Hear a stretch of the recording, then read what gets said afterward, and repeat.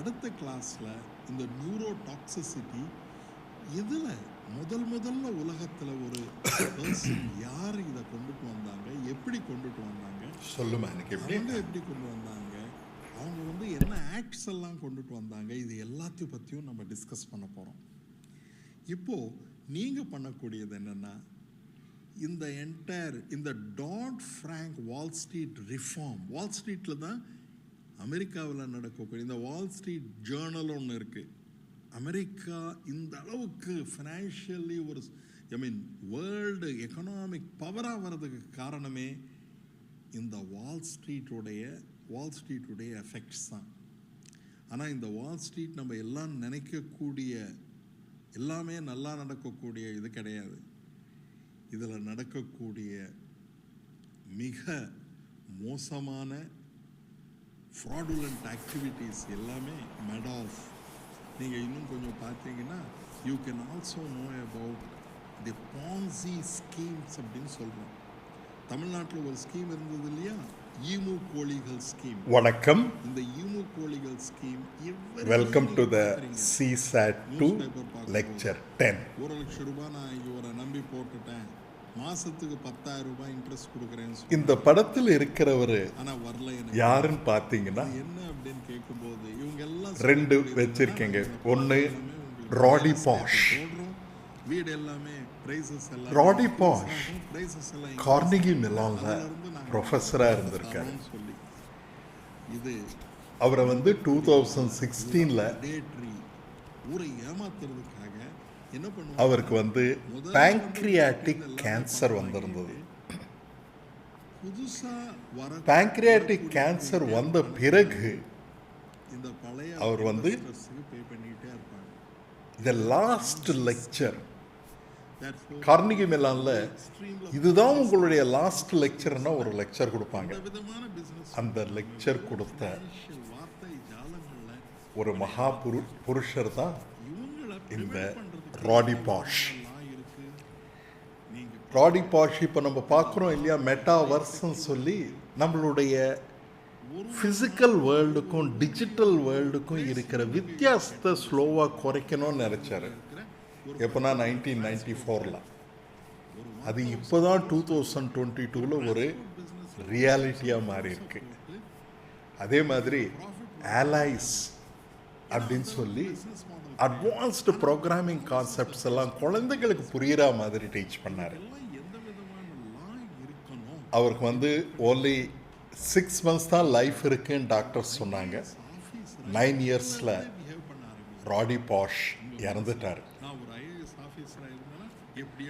அவர் சொன்ன the last லெக்சர்ன்றது கீழே கொடுத்துருக்கேன், நீங்கள் பாருங்க. ஃபுல்லாக நான் உயிரோடு இருக்க மாட்டேன்னு நினச்சி கூட அவர் எல்லாருக்கும் லெக்சர் கொடுத்தாரு கார்னிகி மெலான் யூனிவர்சிட்டியில். அதில் அவர் சொல்லக்கூடியது என்னன்னா, மற்றவர்களுடைய dreams, others dreams are very important.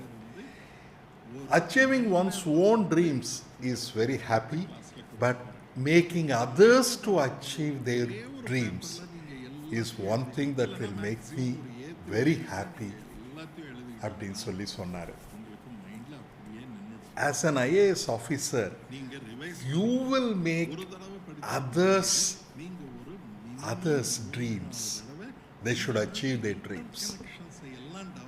Poorer people, தாழ்த்தப்பட்டவர்கள், பலவீனமாக இருந்தவர்கள், இவர்களுக்கு எல்லாருக்குமே ஒரு வாய்ஸா இருக்கணும். இந்த அடுத்த ஒரு சின்ன இது என்னன்னா, வாட் ஹேப்பன்ஸ் இஸ், நாம் நினைக்கிறோம் எப்படியெல்லாம் நம்ம இருக்கோம் அப்படின்னு சொல்லி.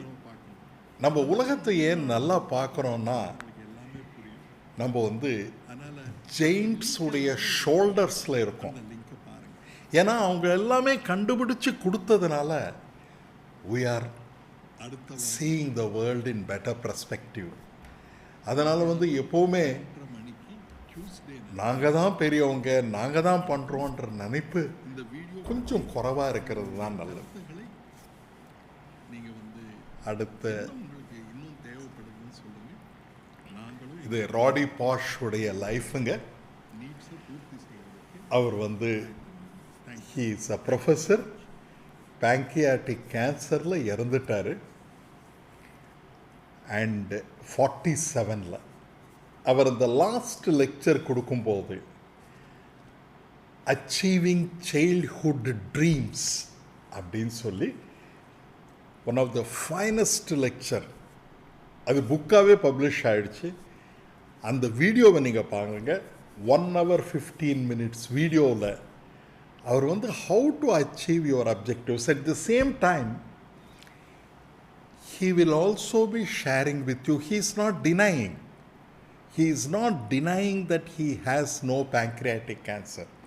He accepts that he has pancreatic cancer, and with pancreatic cancer, knowing that he is going to die within 6 months, he comes for this particular lecture.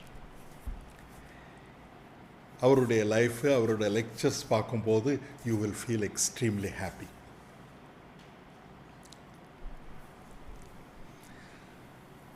Now the phrase standing on the shoulders of giants is a metaphor. மெட்டாஃபர்ன்றது என்னென்னா, in order to understand the things, for example அவங்க ஒரு சிங்கம் போல் கர்ஜித்தார் அப்படின்னா என்ன அர்த்தம்னா, ரொம்ப ஆக்ரோஷமாக சிங்கம் போல் கர்ஜித்தார்ன்றது வந்து ஒரு மெட்டாஃபர். நம்ம நிறைய மெட்டாஃபர்ஸ் யூஸ் பண்ணுறோம்.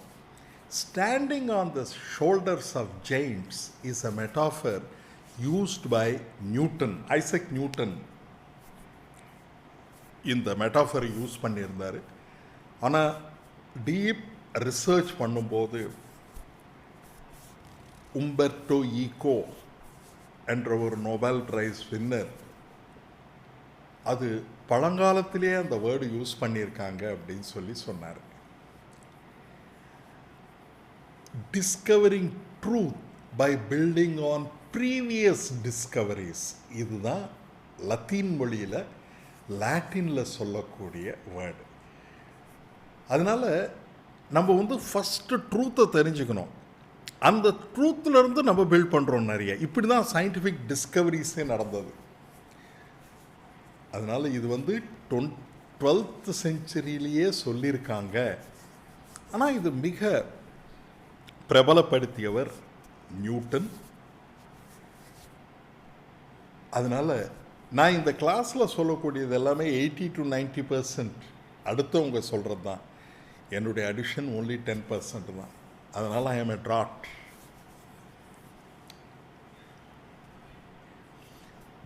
நவ் நீங்கள் வந்து என்ன எதிர்பார்க்கலாம் இந்த டிஸ்கஷனில் அப்படின்னு சொன்னால் நிறைய இதெல்லாம் கொடுத்துருக்கீங்க. First, I will not give any shortcuts. ஏன்னா தேர் ஆர் நோ ஷார்ட்கட்ஸ். நிறைய வந்து ஷார்ட்கட்ஸ் நான் வந்து இந்த ப்ரெசன்டேஷன் முடிஞ்ச உடனே ஒரு சிம்பிள் டெமான்ஸ்ட்ரேஷன் பண்ணுறேன், நீங்கள் எப்படி பண்ணலான்னு சொல்லி, புரிஞ்சுக்கிறது எப்படின்னு சொல்லி. நீங்கள் புரிஞ்சுக்கிட்டு படிக்கிறதுனால you will definitely be achieve lot of great things. அதே மாதிரி இந்த லேர்னிங் ப்ராசஸ் வந்து ஒரு லைஃப் டைம் ஜேர்னி. உங்களுக்கு இனியிலேருந்து ஆரம்பமாகி போயிட்டே இருக்கும். இப்போ 100 days 300 days பிளானு, இது வந்து பெரிய எனக்கு என்னமோ எனக்கு இருக்கிற அனுபவம், எனக்கு இருக்கிற டீச்சிங்கில் பார்த்ததில் என்னென்னா, இந்த குவிக் ஃபிக்ஸஸ் இது வந்து ஒர்க் ஆகிறதில்ல. நீங்கள் ஒரு ஸ்ட்ராங் ஐஏஎஸ் ஆஃபீஸர் ஆகணும்னா அதுதான் என்னுடைய அப்ஜெக்டிவ். CSAT பாஸ் பண்ணுறது எங்களுடைய அப்ஜெக்டிவே கிடையாது. அது வெரி ஷார்ட் டேர்ம். அதனால் நீங்கள் படிக்கக்கூடியது எதுவுமே வேஸ்ட்டுன்றது கிடையாது. நீங்கள் படிக்கக்கூடியது எல்லாமே சில இது இம்மீடியட்டாக தேவைப்படும், சில இது அப்பால் தேவைப்படும். அதனால் வந்து short term and long term தான் லேர்னிங்கில். நீங்கள் படிக்கக்கூடியது பொறுத்து இருக்குது. நீங்கள் வந்து ஃப்ரண்ட் லைன். நான் நிறைய ஹிந்துவை எதுக்கு சுற்றி காட்டுறேன்னா, ஹிந்து வந்து அவங்களுடைய அனாலிசிஸ் ரொம்ப பேலன்ஸ்டாக இருக்கும். நம்பர் 1. இங்கிலீஷ் லாங்குவேஜ் நம்ம கற்றுக்கக்கூடிய வகையில் இருக்கும். அதனால் பேலன்ஸ்ட் தாட்ஸு, அத்தன்டிக் ரிப்போர்ட். ஒரு பர்டிகுலர் ரிப்போர்ட்டை ஹிந்துவில் போடணுன்னா நிறைய திங்க் பண்ணி அது வந்து போடலாமா வேணாமான்னு சொல்லி நிறைய எடிட்டர்ஸ் ரெஃபர் பண்ணி போடுவாங்க. அதனால் ஒருவேளை தப்பாக இருந்தாலும் நீங்கள் அந்த கரெக்ஷன்ஸும் கூட போட்டுடுவாங்க. பன்னீர்செல்வம் என்றவர் இருந்தார். அவர் வந்து இந்த கரெக்ஷன்ஸ் எல்லாமே இந்த பீப்புள்ஸ் எடிட்டர் மாதிரி வந்து he will also be correcting that. இதனால் உங்களுக்கு ஒரு முழுமையான both national and international perspective கிடைக்கும் with a very economical price. அதனால தான் நான் ரெஃபர் பண்ணுறது. ஹவு டு லேர்ன் பெட்டர் ரொம்ப இம்பார்ட்டண்ட்டுங்க. ஹவு டு லேர்ன் பெட்டர்ன்னு சொல்லி ஒரு மேத்தமெட்டிக்ஸ் ப்ரொஃபஸர் அவருடைய கம்ப்ளீட் வீடியோவை கீழே போட்டிருக்கேன். 5 இம்பார்ட்டண்ட் திங்ஸ் அவர் சொல்கிறாருங்க. Number 1, growth mindset. நம்ம ஏதோ வேர்டு படித்தாலும் அதுக்கு ஆப்போசிட் என்னன்னு தெரிஞ்சுக்கிறது நல்லது. growth mindsetனா என்னென்னா, அதுக்கு முன்னால் ஒரு சிம்பிள் ஐடியா சொல்கிறேன் உங்களுக்கு. குட்டுக்கு ஆப்போசிட் என்ன? நம்ம ஜென்ரலாக குட்டுக்கு ஆப்போசிட் வர்ஸ்ட்டுன்னு நினைக்கிறோம்.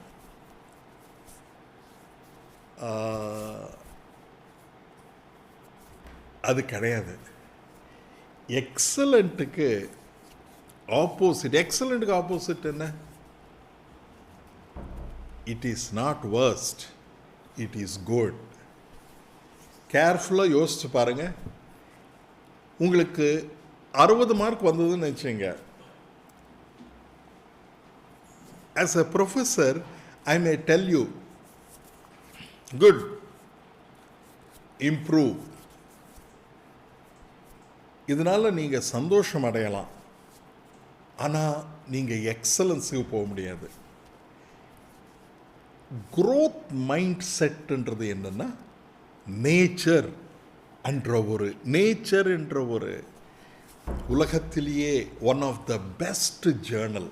இப்போ நீங்கள் ஒரு நல்ல சயின்டிஸ்ட் ஆகி ஒரு ஜேர்னலில் பப்ளிஷ் பண்ணிங்கன்னா அந்த பப்ளிகேஷன் வந்து நேச்சருடைய இம்பேக்ட் ஃபேக்டர் வந்து 60. உலகத்திலேயே ஹையஸ்ட் இம்பேக்ட் ஃபேக்டர் இருக்கக்கூடிய ஜேர்னல் வந்து நேச்சர். அதில் பப்ளிஷ் பண்ண ஒரு ஆர்டிக்கலை அதுவும் கீழே கொடுத்துருக்கேன்.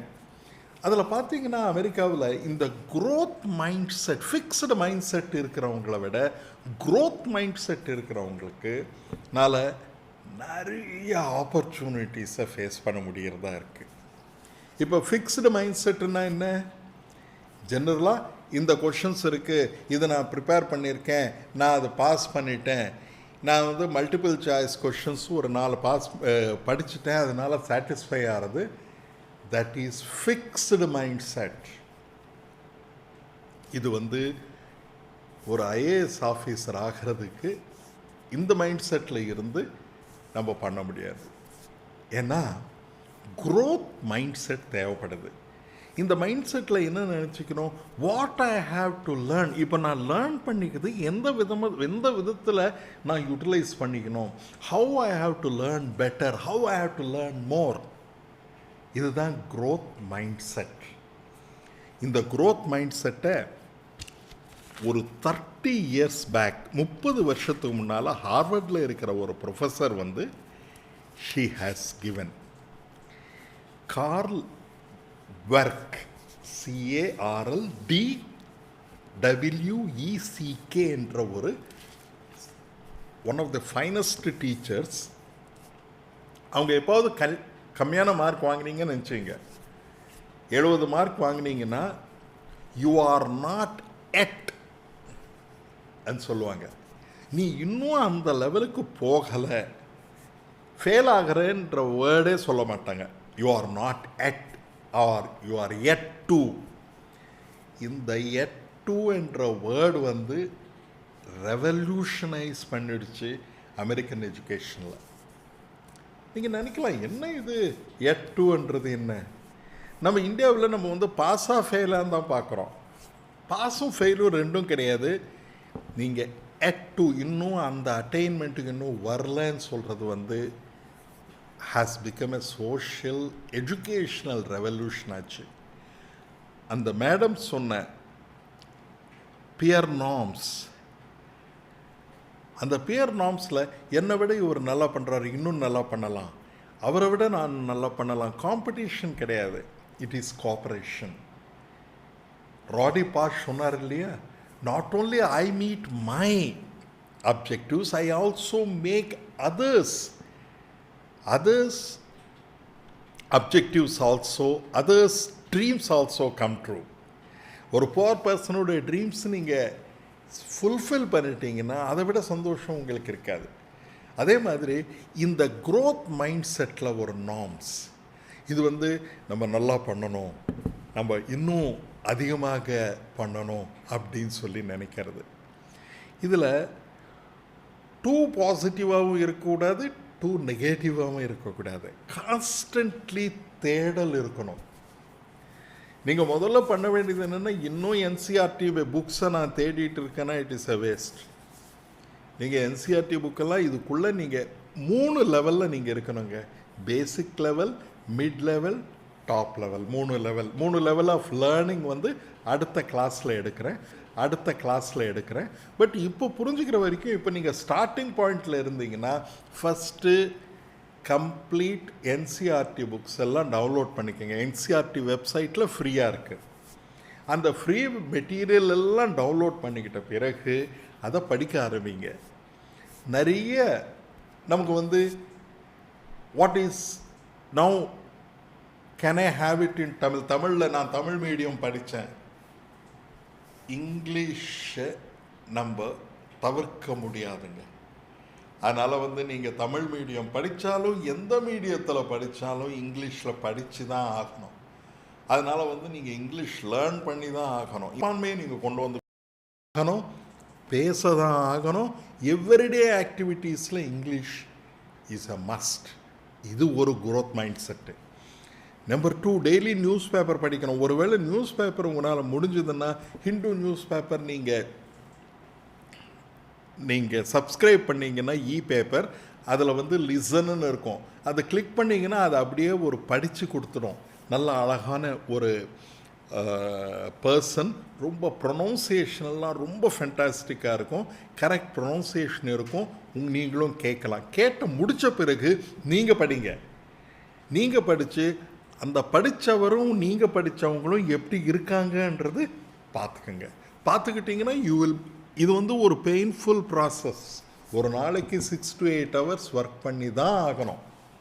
ஏன்னா த்ரூ அவுட் நான் பார்க்கக்கூடிய நிறைய ஐஏஎஸ் ஆஃபீஸர்ஸ் இவங்கெல்லாம் பார்த்தீங்கன்னா அவங்க தனியாக ஒரு ரூம் வச்சுருப்பாங்க. அந்த ரூமில் ஃபுல்லாக சார்ட்ஸாக ப்ரிப்பேர் பண்ணி வச்சுருப்பாங்க. எல்லாருமே நோட்ஸ் ப்ரிப்பேர் பண்ணி வச்சுருப்பாங்க. நீங்கள் நோட்ஸும் ப்ரிப்பேர் பண்ணிக்கணும், அந்த நோட்ஸ் எல்லாம் எழுதியிருக்கணும். இதுதான் growth மைண்ட் செட். மெட்டாகாக்னிஷன் என்னென்னா thinking about thinking, reflecting. What I have learn, நான் என்ன கற்றுக்கிட்டேன் இன்னைக்கு வந்து I am going to teach you how to read the editorial in ஹிந்துவில் இருக்கிற எடிட்டோரியல் எப்படி படிக்கிறது, அதிலிருந்து எப்படி நோட்ஸ் எடுத்துக்கிறதுன்னு சொல்லி I am going to teach you. Slowly I am going to stop the content of Tamil from 70% to 40%. Slowly you should understand things in English. Metacognition. What is metacognition? Learning about learning. How I am learning. Will I learn better? I will give a simple example at the end of the presentation. இந்த presentation கடைசியில் ஒரு simple example தரேன். தென் நீங்கள் understand பண்ணிக்கலாம் மெட்டாகாக்னிஷனோட use. Doctor Sandra மேக்குவேர் இவங்க தான் இந்த மெட்டாகாக்னிஷன் பற்றி நிறைய ரிசர்ச் பண்ணி லேர்னர்ஸ் எப்படி லேர்ன் பண்ணிக்கணும் அப்படின்னு சொல்லி ஒரு அமெரிக்காவில் ஒரு புக்கு பப்ளிஷ் பண்ணியிருந்தாங்க. அவர் பப்ளிஷ் பண்ண பிறகு அமெரிக்காவில் லேர்னிங் பற்றி நிறைய ரிசர்ச் பண்ணி ரொம்ப கிரேட்டாக இருந்தது. டாக்டர் சாண்ட்ரா மேக்குவேர் அவங்களுடைய ப்ரெசன்டேஷன் கீழே கொடுத்துருக்கேன், அதையும் பாருங்கள். மூணாவது ரொம்ப இம்பார்ட்டண்ட்டுங்க, simplify and explain. Feynman, he is a Nobel prize winner. அவர் if you want to understand something explain அப்படின்னார். அதில் 2 விதத்தில் இருக்குது. ஒன்று சிம்பிளிஃபை அண்ட் எக்ஸ்பிளைன். நீங்கள் என்ன பண்ணணுன்னா, ஒன்று படிக்கிறீங்கன்னு வச்சுங்க. Today you are going to read Hindu. இன்றைக்கி 1 மார்ச், இன்றைக்கி ஹிந்து நியூஸ் பேப்பர் படிக்க போகிறீங்க. Indian news paper editorial. நீங்கள் ஒரு புக்கை எடுத்து மேலே ஹிந்து நியூஸ் பேப்பர் எடிட்டோரியல் தயவு பண்ணி இப்போ எழுதுங்க. ஹிந்து நியூஸ் பேப்பர் எடிட்டோரியல் எழுதுங்க. அந்த எடிட்டோரியலில் சில அம்சங்கள், some important points they have told. I am going to discuss each one of the point. You have to write them and you have to explain. Suppose if you want to explain to somebody, it is good. யாராவது இருந்தாங்கன்னா அவங்களை explain பண்ணலாம். இல்லை அப்படின்னா உங்களுக்கு நீங்களே explain பண்ணிக்கிங்க. இந்த சிம்பிளிஃபை அண்ட் எக்ஸ்பிளைன்ன்றது 4 பார்ட்டாக பிரிச்சிருக்காரு. தேர்ஃபோர் ஃபஸ்ட்டு எழுதிக்கிறது. நம்பர் 2 அது சிம்பிள் டயக்ராம்ஸ் எல்லாம் போட்டு எக்ஸ்பிளைன் பண்ணிக்கிறது. Then you have to think that இதை இன்னும் ஃபர்தராக டிசெக்ட் பண்ண எந்த அளவுக்கு நான் கற்றுக்கலான்னு பார்க்கறது. 4வது பாயிண்ட் ஜெனரேட்டிங் கொஷன்ஸ். நிறைய நம்ம ஸ்கூலில் என்ன பழகப்பட்டோம்னா, we have habituated to teacher asking the questions. இதில் டீச்சர் எது கொஷின்ஸ் கேட்குறாங்கன்னா, நமக்கு இந்த சப்ஜெக்ட் அண்டர்ஸ்டாண்ட் ஆச்சா இல்லையான்னு தெரிஞ்சுக்கிறதுக்காக தான் டீச்சர் கேட்குறாங்க. ஆனால் அவங்க நான் when the professor, anybody asks you a question, the professor wants to know that he has conveyed the complete information to you. But for learning to complete, you have to generate questions. Now, today, when you are reading the entire editorial, you will generate 4 to 5 questions. And those 4 to 5 questions, the more questions you generate, the more learning will take place in you. நீங்கள் எந்த அளவுக்கு கேள்வி கேட்டுக்கிட்டு இருக்கீங்களோ அந்த அளவுக்கு உங்களுடைய knowledge improve ஆகும். அதுதான் ஜெனரேட்டிங் கொஷின்ஸ் உடைய importance. And how many questions I generate? Challenging questions கேட்டுக்கங்க. நீங்கள் ஒரு கொஷின் கேட்டுக்கலாம். Suppose our Prime Minister Modi ji asks you, prepare a report on Russia-Ukraine conflict. அப்படின்னு சொன்ன உடனே நான் எப்படி சொல்லணும்? Chief Minister of Tamil Nadu, Stalin sir, அவர் கேட்குறாரு, prepare a report on Russia-Ukraine war and give it to me so that what actions I will take. So that 2 பேருடைய actions டிஃப்ரெண்ட்டாக இருக்கும். மோடிஜியுடைய ஆக்ஷன்ஸ் இன்டர்நேஷ்னல் ராமிஃபிகேஷன். ஸ்டாலின் சாருடையது, he will be looking at Tamil Nadu and its impact on its economy. பார்த்தீங்களா 2 வித்தியாசம். அதனால் நீங்கள் ஒரே கண்டென்ட்டு, ஆனால் 2 பேருக்கு வேண்டிய மாதிரி you have to create. You have to generate questions. அடுத்தது இன்ட்ரின்சிக் அண்ட் எக்ஸ்ட்ரின்சிக் மோட்டிவேஷன். இது ரொம்ப இம்பார்ட்டண்ட்டுங்க. இன்ட்ரின்சிக் மோட்டிவேஷன்னா நீங்கள் ஏன் படிக்கிறீங்கன்னா அந்த மோட்டிவேஷன் இன்டர்னலாக வரணும். எக்ஸ்ட்ரின்சிக் மோட்டிவேஷன்னா அவுட் சைட்லேருந்து வரக்கூடிய மோட்டிவேஷன். படின்னு சொல்கிறதுனால படிக்கிறேன்னு சொல்கிறது வந்து எக்ஸ்ட்ரின்சிக் மோட்டிவேஷன். எனக்கு படிக்கிறது பிடிக்கும், நான் படிக்கிறேன், when I read it I will become great. நான் பணம் சம்பாதிக்கணும்னு இல்லை. நீங்கள் ஒன்று கேர்ஃபுல்லாக ஞாபகம் வச்சுக்கணும், ஜெனரலாக இருக்கிறதையும் நாலெட்ஜுக்கும் ரெண்டும் ஆப்போசிட் ரிலேஷன்ஷிப். இப்போ வந்து நீங்கள் போய் நிறைய புக்கு வாங்கினீங்கன்னு நினச்சிங்க, இப்போ இல்லை, இப்போ பேரண்ட்ஸ் கொடுக்குறாங்க, பட் நீங்களும் அப்படியே பெரியவங்க ஆகி நிறைய புக்ஸ் வாங்கினீங்கன்னா அது செலவு கிடையாது, மூலதனம்னு சொல்லுவாங்க. புக்கு எவ்வளோ வாங்குறீங்களோ அது மூலதனம் தான். அதே மாதிரி எவ்வளோ கட்டுறது கைமண்ணளவு, கல்லாதது உலக அளவு. அதனால் வந்து கான்ஸ்டண்ட்டாக லேர்ன் பண்ணிக்கிட்டே இருக்கணும். ஏர்ன் பண்ணிகிட்டு இருக்கிறது கிடையாது. ஏர்ன் பண்ணுறது வந்து என்னுடைய பாடி இப்போ இந்த எல்லாம் பேசிக் நீட்ஸ் இருக்கிறது ஏர்னிங்கு. நிறைய பணத்தை சேர்த்து வைக்கணுன்றது மீனிங்லெஸ். ஆனால் நிறைய படிக்கணுன்றது மீனிங்ஃபுல். அதனால் வந்து ஜெனரலாக நம்ம சொல்லக்கூடிய பழமொழிகள் எல்லாமே படிப்புக்கு கிடையாது. நீங்கள் போய் ஒரு லைப்ரரியில் உட்காந்து படிக்கலாம், ஒருத்தர்கிட்டேருந்து கடன் வாங்கலாம், கடன் வாங்கி படிக்கலாம். அதான் லைப்ரரிக்கு போய் படிக்கிறது.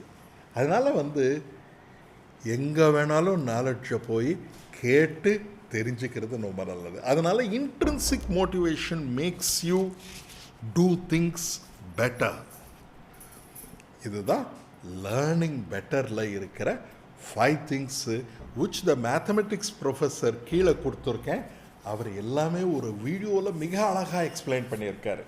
நீங்கள் இந்த 5 பாயிண்ட்டும் ஞாபகம் வச்சுங்க. க்ரோத் மைண்ட் செட், நான் நிறைய படிக்கணும், ஒரு நாளைக்கு 8 மணி நேரம் 6 மணி நேரம் படிக்கணும், ஒரு வருஷம் கரெக்டான டைமு, ஒரு வருஷத்தில் முடியலன்னா what ever I read it is not only for CSAT, is for examination but also for me to perform better as a human being.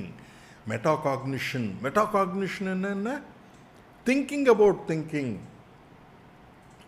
அதை எப்படியெல்லாம் திங்க் பண்ணுறது, சிம்பிளிஃபை அண்ட் எக்ஸ்பிளைன். சிம்பிளிஃபை பண்ணி பெரிய ப்ராப்ளத்தை சின்ன சின்ன பார்ட்டாக பண்ணி ஒரு ப்ராப்ளத்தையும் எப்படி கொண்டு போகிறது, அதுதான் simplify and explain. Generating questions, எந்த அளவுக்கு ஜெனரேட் பண்ணுறீங்களோ கொஷின்ஸு, எதனால் இது இருக்குது, எப்படி இருக்குது, எதனால் என்று சொல்லும்போது generating questions. Intrinsic and extrinsic motivation. என்னுடைய உள்ளிருந்து இந்த மோட்டிவேஷன் உங்கள்கிட்டேருந்து வரணும். மோட்டிவேஷன் வரும்போது உங்களுக்கு தேடல் வரும். தேடல் வரும்போது when you are in search of knowledge you have to go and get education. Education பார்த்தீங்கன்னா எடு, தமிழில் எடுன்னா என்ன, go and take. உங்களுக்கு சர்ச்சும் வரணும் அண்ட் எஜுகேஷனும் வரணும். நீங்கள் சர்ச்சுக்கு போனால் தான் யூ வில் கெட் இட். அதனால் முதல்ல மெட்டீரியல் எல்லாம் வாங்கிட்டு, மெட்டீரியல் வாங்கி அப்புறம் குவித்து இருக்கிறதுல பிரயோஜனமே கிடையாது. நீங்கள் அதை படிக்க ஆரம்பிக்கணும். படிக்க ஆரம்பித்து வீடியோஸ் பார்க்கணும், வீடியோஸ் பார்த்து நோட்ஸ் எழுதிக்கணும். உங்களுடைய நோட்ஸு எவ்ரிடே ஒரு சப்ஜெக்ட்டுக்கும் அட்லீஸ்ட் ஒரு 10 பேஜ் டிஃப்ரெண்ட் நோட்ஸ் எழுதி வச்சுருக்கணும். இப்படி இருந்தால் தான் you will be able to learn better. இப்போது சில பிரெயின் பேஸ்டு திங்கிங் பற்றி சொல்கிறேங்க. ஒரு சைக்கிள் ஒன்று இருக்குது, ப்ரொக்ராஸ்டினேஷன் சைக்கிள். இது வந்து எஸ்பெஷலி நம்ம காம்ப்ரஹென்ஷனில் அந்த ரிமைனிங் இருக்கிற ஸ்மால் ப்ராப்ளம்ஸ் எல்லாம் சால்வ் பண்ணிக்கலாம், அதை முடித்த பிறகு கடைசியில் காம்ப்ரஹென்ஷன் வரலாம், இந்த மாதிரி நினைக்காதீங்க. காம்ப்ரஹென்ஷன் டெய்லி நீங்கள் வந்து அட்லீஸ்ட் 2 to 2.5 hours படிக்கணும். நியூஸ் பேப்பர், கரண்ட் அஃபேர்ஸ் இதெல்லாம் படித்த பிறகு, அதை நோட்ஸ் எடுத்த பிறகு, then you have to go for solving the different problems. அது எப்படி சால்வ் பண்ணுறதுன்னு பார்க்குறேன். நீங்கள் வந்து ப்ரொக்ராஸ்டினேஷன் பண்ண நீங்கள் என்ன ஆகும்னா கில்ட் ஃபீல் ஆகும், ஐயோ நம்ம படிக்கலையேன்னு சொல்லி. இந்த கில்ட் என்ன ஆகும்னா ஒரு பேனிக் மாதிரி வரும். இந்த பேனிக் மாதிரி எப்படி வரும்னா இமீடியட்டாக you start sending messages to others, ஓ இது இருக்கா இது இருக்கா இது இருக்கா அப்படின்னு சொல்லி. இந்த panic reaction you should avoid. Making excuses, என்னால் இது முடியல அது முடியல. Don't waste your time in that. இந்த ப்ரொக்ராஸ்டினேஷன் சைக்கிளில் விழுந்துட்டிங்கன்னா you will not achieve your objectives. அதனால் கொஞ்சம் கேர்ஃபுல்லாக பாருங்கள். நம்ம why do we have brain? இது வந்து ரொம்ப இம்பார்ட்டண்ட்டுங்க. Mind is a product of brain. பிரெயினில் வந்து 3 பாகங்களாக பிரிச்சுக்கலாம். ஒன்று வந்து ரெப்டீலியன் பிரெயின். ரெப்டீலியன் பிரெயின்னா இந்த பிரெயினில் தான் நம்ம 50,000 வருஷத்துக்கு முன்னால் பிறந்திருந்தோம். Easy choices. இதில் வந்து என்னென்னா, I need food, I will go hunt and I will eat. Fight or flight response. எதை நான் ஃபைட் பண்ணுறேன் இல்லைனா ஓடி போயிடுறேன். இதெல்லாம் பேசிக் ஆனிமல் இன்ஸ்டிங்க்ட்ஸ். பட் ஆனால் இது ரொம்ப இம்பார்ட்டண்ட். அது இருக்கணும் பாடியில். அதுதான் நம்மளுடைய ப்ரீத்திங், ஹார்ட் பீட் இதெல்லாம் கண்ட்ரோல் பண்ணுது. நெக்ஸ்ட் பிரெயின் வந்து மெமேலியன் பிரெயின். இந்த மேமல்ஸ் எல்லாம் இருக்கு இல்லைங்களா, இந்த மேமல்ஸ்க்கெல்லாம் இருக்கிற பார்ட் ஆஃப் தி பிரெயின் நமக்கும் இருக்குது. அதனால தான் லவ், அஃபெக்ஷன் இதெல்லாம் இருக்கும். இந்த டாப்பில் இருக்கிற நியோ கார்டெக்ஸ் இருக்குது பாருங்கள், அதுதான் 80% ஆஃப் அவர் பிரெயின். இதுதான் ஃபார் தி பாஸ்ட் 50,000 இயர்ஸாக ஃபார்ம் ஆகிருக்கு. இந்த நியோ கார்டெக்ஸ்லாம் நம்ம பிளானிங், நம்ம ஏன் ஹியூமன் பீயிங்ஸாக இருக்கோம் அப்படின்னா நமக்கு இந்த நியோ கார்டெக்ஸ் இருக்கிறதுனால. நம்ம இந்த நியோ கார்டெக்ஸ் என்ன பண்ணுதுன்னா, இந்த பிரெயின் எக்ஸ்டர்னல் வேர்ல்டு, வெளி உலகத்தை வந்து நம்ம பிரெயினுங்க அண்டர்ஸ்டாண்ட் பண்ணிக்கக்கூடிய மாதிரி மாற்றி கொடுக்குது. Therefore, brain evolved as a way to processing the external world and then interpreting the generating internal models that you can navigate in the world. கேர்ஃபுல்லாக அண்டர்ஸ்டாண்ட் பண்ணிக்கோங்க. நம்ம இன்டர்னலாக ஒரு வேர்ல்டு இருக்குது, எக்ஸ்டர்னல் வேர்ல்டு இருக்குது. இந்த ரெண்டுத்தையும் நம்ம அப்படியே மேனேஜ் பண்ணிட்டு இருக்கிறதுக்காக தான் பிரெயினே இருக்குது. இப்போ பிரெயினுடைய ஃபங்க்ஷன் புரிஞ்சுக்கிட்டதுனால நம்ம என்ன நினைக்கணும்னா, இது இருந்ததுனால நம்ம மேக்ஸிமம் யூஸ் பண்ணலாம். இது எப்படி யூஸ் பண்ணலாம் என்னன்னு சொல்லி அடுத்த செக்ஷனில் பார்க்கலாம். இதுதான் நியூரான்ஸுங்க. பிரெயினில் 100 பில்லியன் நியூரான்ஸ் இருக்குது. இந்த நியூரான்ஸ் வந்து எப்படி இருக்குன்னா, நீங்கள் பார்த்தீங்கன்னா அப்படியே ஒரு வலை போல் இருக்குது. ஆக்சான். இந்த நியூரானில் வந்து டென்ட்ரைட்ஸ். இது வந்து இன்ஃபர்மேஷன் நமக்கு ரிசீவ் ஆகிட்டே இருக்குது. இந்த ரிசீவ் ஆன இன்ஃபர்மேஷன் வந்து it will go to, for example பிரெயினில் ஒரு இன்ஃபர்மேஷன் தங்கணும்னா அந்த பர்டிகுலர் ஆக்சான் இருக்கு இல்லையா, தி கண்டக்டிங் ஃபைபர், அது ஸ்ட்ராங்காக இருக்கணும். ஃபார் எக்ஸாம்பிள் ஷெவான்ஸ் செல்ஸ்ன்னு சொல்லுவாங்க. இது வந்து நம்ம ஒரு பர்டிகுலர் திங்க ஞாபகம் வச்சுக்கணுன்னா 2-3 தடவை நம்ம பண்ணோன்னா அந்த மைலியன் ஷீத் வர்றதுனால நம்ம நல்லா ஞாபகம் வச்சுக்கலாம். அதுதான் நம்ம இங்கே பார்க்குறோம் மைலியன் ஷீத்தில். இப்போது இந்த நியூரோனல் கனெக்டிவிட்டி இருக்குது பாருங்கள், this is very very important for our understanding of the world. Neuronal connectivity.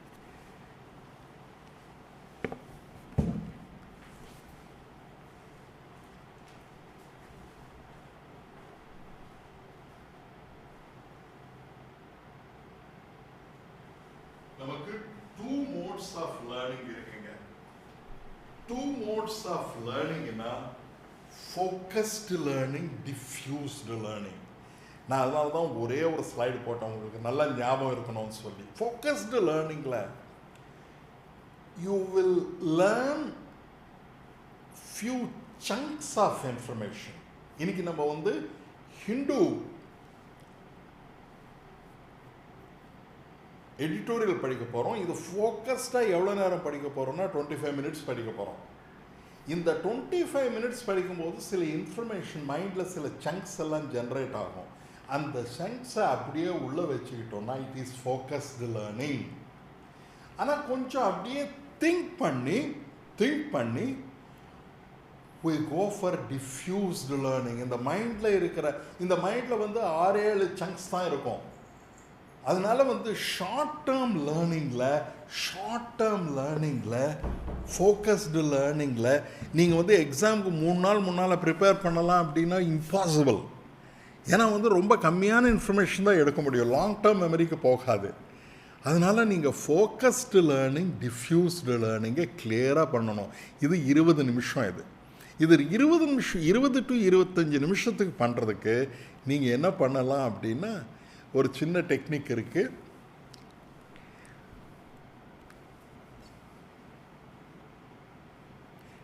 Next பொமடோர் technique. பொமடோர்னா ஒரு டொமேட்டோங்க. இது வந்து இட்டாலியில் என்ன பண்ணுவாங்க, கிச்சன் கிளாக்னு சொல்லுவாங்க.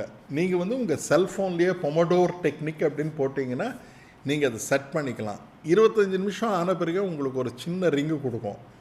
நீங்கள் ஏதாவது ஒரு டாஸ்க் ஸ்டார்ட் பண்ணும்போது அதை கிளிக் பண்ணிவிட்டு நீங்கள் பண்ணிங்கன்னா நீங்கள் ரொம்ப நல்லா லேர்ன் பண்ணிக்கலாம். அந்த ஐடியாஸை எல்லாமே மனசில் வச்சுக்கிட்டு அது கொஷின்ஸாக மாற்றிடுங்க. மாற்றிட்டு அந்த கொஷின்ஸை ஆன்சர் பண்ணுங்கள். ரீரீடிங் பண்ணாதீங்க. Rereading is bad habit. ரீரீடிங்னா எகெயின் 6-7 தடவை படித்தோம்னா அண்டர்ஸ்டாண்ட் ஆகாது. நீங்கள் வந்து ஒரு கான்ஃபிடென்ஸ் டெவலப் ஆகுது, அவ்வளோதான். அது என்னன்னு சொல்கிறேன். ஆமாம், பிரெயின் ஃபேக்ட்ஸ். இந்த பிரெயின் ஃபேக்ட்ஸ்ன்ற ஒரு வெப்சைட்டுக்கு போய் பார்த்தீங்கன்னா இதுதான் உலகத்திலேயே பிரெயின் பற்றி எல்லாமே இருக்கும். நீங்கள் நிறைய பிரெயினை யூஸ் பண்ணலான்னு வச்சுங்க, வேறு யாரும் கட் பண்ணி எடுத்துட மாட்டாங்க, நம்ம பிரெயினே கட் பண்ணி எடுத்துடும். அந்த ப்ராசஸ் பேர் அப்போட்டசிஸ் ப்ராசஸ். அதனால் வந்து எப்போவோ 6 மாதத்துக்கு முன்னால் படித்தோம், திருப்பி நம்ம ரிஃபர் பண்ணலைன்னா பிரெயின் கட் பண்ணி எடுத்துடும். There is a constant rewiring of the brain. கான்ஸ்டண்ட்டாக ரீவைர் ஆகிட்டே இருக்குது. அதனால் நீங்கள் என்ன பண்ணணுன்னா பிரெயினை கான்ஸ்டண்ட்டாக ரீவைன் பண்ணிக்கிட்டே இருக்கணும். அண்ட் நீங்கள் நைட்டு படுத்துக்கும் போது 6 to 8 hours ஸ்லீப் பண்ணும்போது உங்கள் பிரெயின் வந்து ரீவைர் ஆகும். இந்த ரீவைரிங் பீரியடில் இந்த டிஃப்யூஸ்டு லேர்னிங் நல்லா நடந்துக்கிட்டே இருக்கும் உங்களை அறியாமலேயே. அடுத்த நாள் நீங்கள் கொஞ்சம் ரெஃப்ரெஷ்ஷாக இருக்கும்போது யூ வில் பி ஏபிள். அதனால தான் நீங்கள் ப்ராப்ளம்ஸ் எல்லாமே என்ன இது வரல அப்படின்னு திங்க் பண்ணும்போது கொஞ்சம் நேரம் ஆன பிறகு you will be able to do that. Therefore sleep tides up your brain.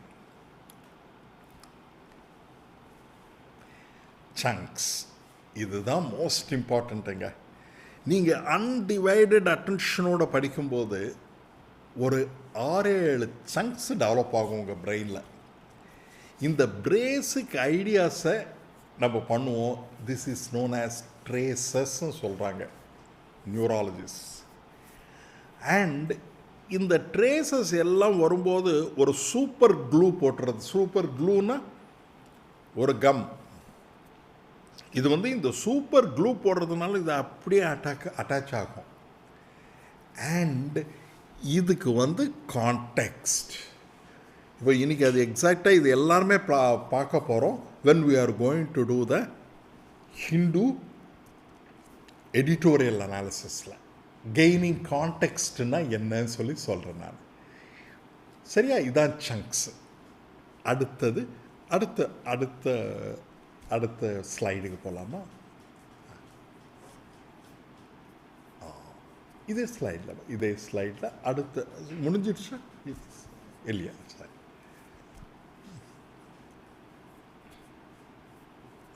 அடுத்தது illusion of competence. இது ரொம்ப இம்பார்ட்டண்ட்டுங்க. ரீடிங் அண்ட் டெஸ்டிங் இது ரொம்ப இம்பார்ட்டண்ட்டு. நீங்கள் வந்து படித்த பிறகு இமீடியட்டாக டெஸ்ட் பண்ணிக்கங்க. அப்போ தான் உங்களுக்கு வந்து இந்த illusion of ஐயோ படித்த உடனே புரிஞ்சிடுச்சு அப்படின்னு நினைக்கக்கூடாது. கரெக்டாக படித்தோமா இல்லையான்னு புரியும். அதே மாதிரி ரீரீடிங் பண்ணலாம். ஒரு வேளை சர்டன் வேர்ட்ஸ் எல்லாம் புரியலைன்னா அந்த வேர்ட்ஸை அண்டர்லைன் பண்ணிக்கிட்டு டிக்ஷனரியை பார்த்து அந்த மீனிங் பார்த்து பிடிக்கலாம். ஆனால் ரீரீடிங்கிறது வந்து ஒரே தடவை 4-5 தடவை படித்தீங்கன்னா it is not a proper way of learning. Reread பண்ணாமல் நீங்கள் என்ன பண்ணணும்னா ஒரு தடவை படிச்சுட்டு அது கொஷனாக மாற்றிக்கிட்டு ஓ இது என்ன படித்தோம், ஓ இந்த மாதிரி தான் இருக்குமோ அப்படின்னு சொல்லி திரும்பி படிக்கும்போது நம்ம எந்தெந்த தப்பு பண்ணோமோ அதை கரெக்ட் பண்ணிக்கணும். அதுதான் right way of learning. Concept maps prepare பண்ணிக்கோங்க. மைண்ட் மேப்ஸு, கான்ஸ்டன்ட் மேப்ஸு இதெல்லாம் நிறைய இருக்குது. நீங்கள் வீடியோவில் பார்த்தீங்கன்னா நீங்கள் இந்த ஒரு 2 வருஷம் யூடியூப்பில் CSATக்கு எல்லாத்துக்கும் ப்ரிப்பரேஷனுக்கு எனார்மஸ் மெட்டீரியல் இஸ் அவைலபிள். பார்க்க தான் டைம் இல்லையே தவிர you can learn everything available on the YouTube. CEC நம்ம இந்தியன் கவர்மெண்ட் ப்ரிப்பேர் பண்ணுற CEC வெப்சைட் போனீங்கன்னா பெஸ்ட் ப்ரொஃபஸர்ஸ் இன் டெல்லி பேசுவாங்க. அது அப்போல்லாம் பார்த்துக்கலாம்.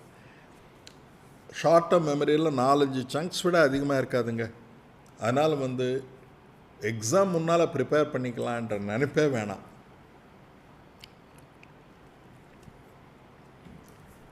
Now, what motivates you? The chemical composition in the brain. Brain has a chemical composition. Acetylcholine, dopamine and serotonin. Acetylcholine, dopamine and serotonin. These chemicals, how that help us learn என்றது பார்ப்போம். Creating library of chunks. நம்ம படிக்க நம்ம பிரெயினில் library மாதிரி வந்துகிட்டே இருக்கும் அந்த சங்க்ஸு. அண்ட் நீங்கள் தனியாக உட்காந்து நீங்கள் படிக்கும்போது இந்த சங்க்ஸ் ரொம்ப அதிகமாக இருக்கும். அதனால் நீங்கள் ஜெனரலாக கம்பைன்ட் ஸ்டடி பண்ணலாம். ஆனால் கம்பைன்ட் ஸ்டடியில் கம்பைன்ட் ஸ்டடி பண்ணும்போது ஒருத்தருடைய ஆங்ஸைட்டிஸை ஷேர் பண்ணிக்கிற மாதிரி நம்ம மிச்சம் எல்லா சப்ஜெக்டும் பேசி நம்மளோட ஓன் சப்ஜெக்டை படிக்கலைன்னா டைம் நிறைய வேஸ்ட் ஆகிடும். அதனால் நீங்கள் தனியாக ஒரு இடத்துல உங்களுக்கு ஒரு வீட்டில் ஒரு தனியாக கம்ஃபர்டபுள் ஏரியா இருந்தால் அங்கே உட்காந்து எவ்ரிடே அங்கே படிச்சிங்கன்னா அங்கேயே உட்காந்து படிங்க. அதே மாதிரி ஒரு லைப்ரரியில் ஒரு பர்டிகுலர் சீட்டில் உட்காந்திங்கன்னா அங்கேயே உட்காந்து படிக்கும்போது யூ வில் ஃபீல் பெட்டர். நம்ம இந்த சங்க்ஸ் எல்லாமே இங்கிலீஷில் இப்போ இன்றைக்கி ஒரு பர்டிகுலர் இது படிக்கிறோம். அது அந்த சப்ஜெக்ட்டுக்கு மட்டுமே கிடையாது, மிச்சம் சப்ஜெக்ட்ஸ்க்கு எல்லாமே யூஸ் ஆகும். மேத்தமெட்டிக்ஸில் இன்றைக்கி ஒன்று லேர்ன் பண்ணிக்கிறேன், it can be used in different areas. அது எப்படின்னு சொல்லி நம்ம இப்போ பார்க்கலாம். ஃபிசிக்ஸில் இருக்கிறது கெமிஸ்ட்ரியில் இன்ஃப்ளூயன்ஸ் ஆகும், கெமிஸ்ட்ரியில் இருக்கிறது ஃபிசிக்ஸில் இன்ஃப்ளூயன்ஸ் ஆகும், எக்கனாமிக்ஸில் இருக்கிறது ஹிஸ்ட்ரியில் இன்ஃப்ளூயன்ஸ் ஆகும், நிறைய இன்ஃப்ளூயன்ஸ் ஆகும். அது என்னன்னு சொல்லி அதனால் நீங்கள் படிக்க இந்த சங்க்ஸ் அதிகமாகும். இந்த சங்க்ஸ் அதிகமாக அது கனெக்டிவிட்டி அதிகமாக உங்கள் நாலேஜ் அதிகமாகுது. கொஷன் பண்ண இந்த சங்க்ஸ் எல்லாம் ஃபைன் டியூன் ஆகிடுறது. இதுதாங்க லேர்னிங்கு. ஓவர் லேர்னிங், டெலிபரேட் ப்ராக்டிஸ், ஐன்ஸ்டலங்னா it is a German word. ஐன்ஸ்டலங்கில் என்ன ஆகும் தெரியுமாங்க, நம்ம ஆல்ரெடி படித்தது நம்ம படிக்க போகிறதும் கொஞ்சம் வித்தியாசமாக இருந்ததுன்னா அது கொஞ்சம் மைண்டு என்ன இது வித்தியாசமாக இருக்குன்னு நினைக்கும். பட் நிறைய learning will take place if நம்மளுடைய ஃபிக்ஸ்டு மைண்ட் செட்டை மாற்றி க்ரோத் மைண்ட் செட்டாக மாற்றிட்டோம்னா. அதே மாதிரி இன்டர்லீவிங் அப்படின்னு சொல்லி ஒன்று இருக்குது. ஓவர் லேர்னிங் இருக்கக்கூடாது. Deliberate practice. ஒரு பர்டிகுலர் ப்ராப்ளம் கொஞ்சம் டஃப்பாக இருந்ததுன்னா நிறைய தடவை போட்டு பார்க்குறோம். இதுதான் டெலிபரேட் ப்ராக்டிஸ்ன்னு சொல்கிறோம். இன்னும் ஒரு சர்ஜன்கிட்ட போவோம்னா a surgeon who has done large number of operations அப்படின்னா என்ன பண்ணுறாரு, ஒரு பர்டிகுலர் ஆப்ரேஷனை திருப்பி பண்ணுறாரு. When he is doing the same operation very many number of times he knows the operation under different contexts. Patient body structure where the reaction is different, therefore he is trying same technique on different kinds of patients. In the process he gets a deliberate learning.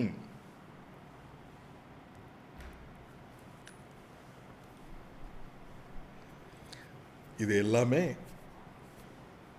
Barbara Oakley மேடமுடைய புக்கிலேருந்து எடுத்ததுங்க. One of the finest. இவங்க Barbara Oakley 19 years வரைக்கும் mathematics படிக்கவே இல்லை. அவங்க mathematics படிக்காமல் அவங்க மேத்தமெட்டிக்ஸ்னால் ஒரு பர்டிகுலர் அவங்களுக்கு ஷி வாஸ் ஃபீலிங் ஏதோ காரணத்தினால அவங்களால படிக்க முடியல. ஆனால் ஒரு 20 வயசான பிறகு மேக்ஸில் இன்ட்ரெஸ்ட் வந்து நவ் வேர்ல்டுலேயே எப்படி மேத்தமெட்டிக்ஸை கற்றுக்கணுன்றதுடைய ஸ்டெம் அப்படின்னு சொல்லி ஒரு ப்ரோக்ராம் இருக்குது அமெரிக்காவில், அதனுடைய ஹெட் அவங்க. இவங்களுக்கு எல்லாருக்கும் நம்மளுடைய தேங்க்ஸை சொல்லிவிட்டு, எப்போவுமே நீங்கள் வந்து you are standing on the shoulders of giants. Barbara Oakley madam, then Randy Pausch, ஜெஃப்லாட், இந்த மாதிரி நிறைய பேர் சயின்டிஸ்ட் அவங்களுடைய நாலேஜை ஷேர் பண்ணிக்கிறதுனால தான் நம்ம இருக்கோம். ஒரு நாள் உங்களுக்கும் அந்த ஆப்பர்ச்சுனிட்டி வரும், அடுத்தவங்களுடைய ட்ரீம்ஸை சக்ஸஸ்ஃபுல் பண்ணுறது. அதுதான் as an IAS officer you are going to do. இப்போது அடுத்த வீடியோவுக்கு போகலாம். இதில் வந்து ஆமாம்,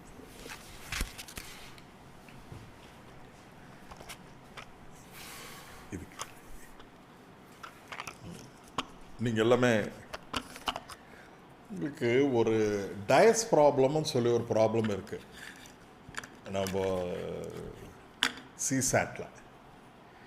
சரி, உங்களுக்கு எல்லாமே டயஸ் கற்றுக் கொடுக்கலாம் அப்படின்னு சொல்லி அடுத்த தேர்ஸ்டே வந்து டயஸ் ப்ராப்ளம் சொல்லிக் கொடுக்கலாம் மேத்தமெட்டிக்ஸில் அப்படின்னு நினச்சேன்.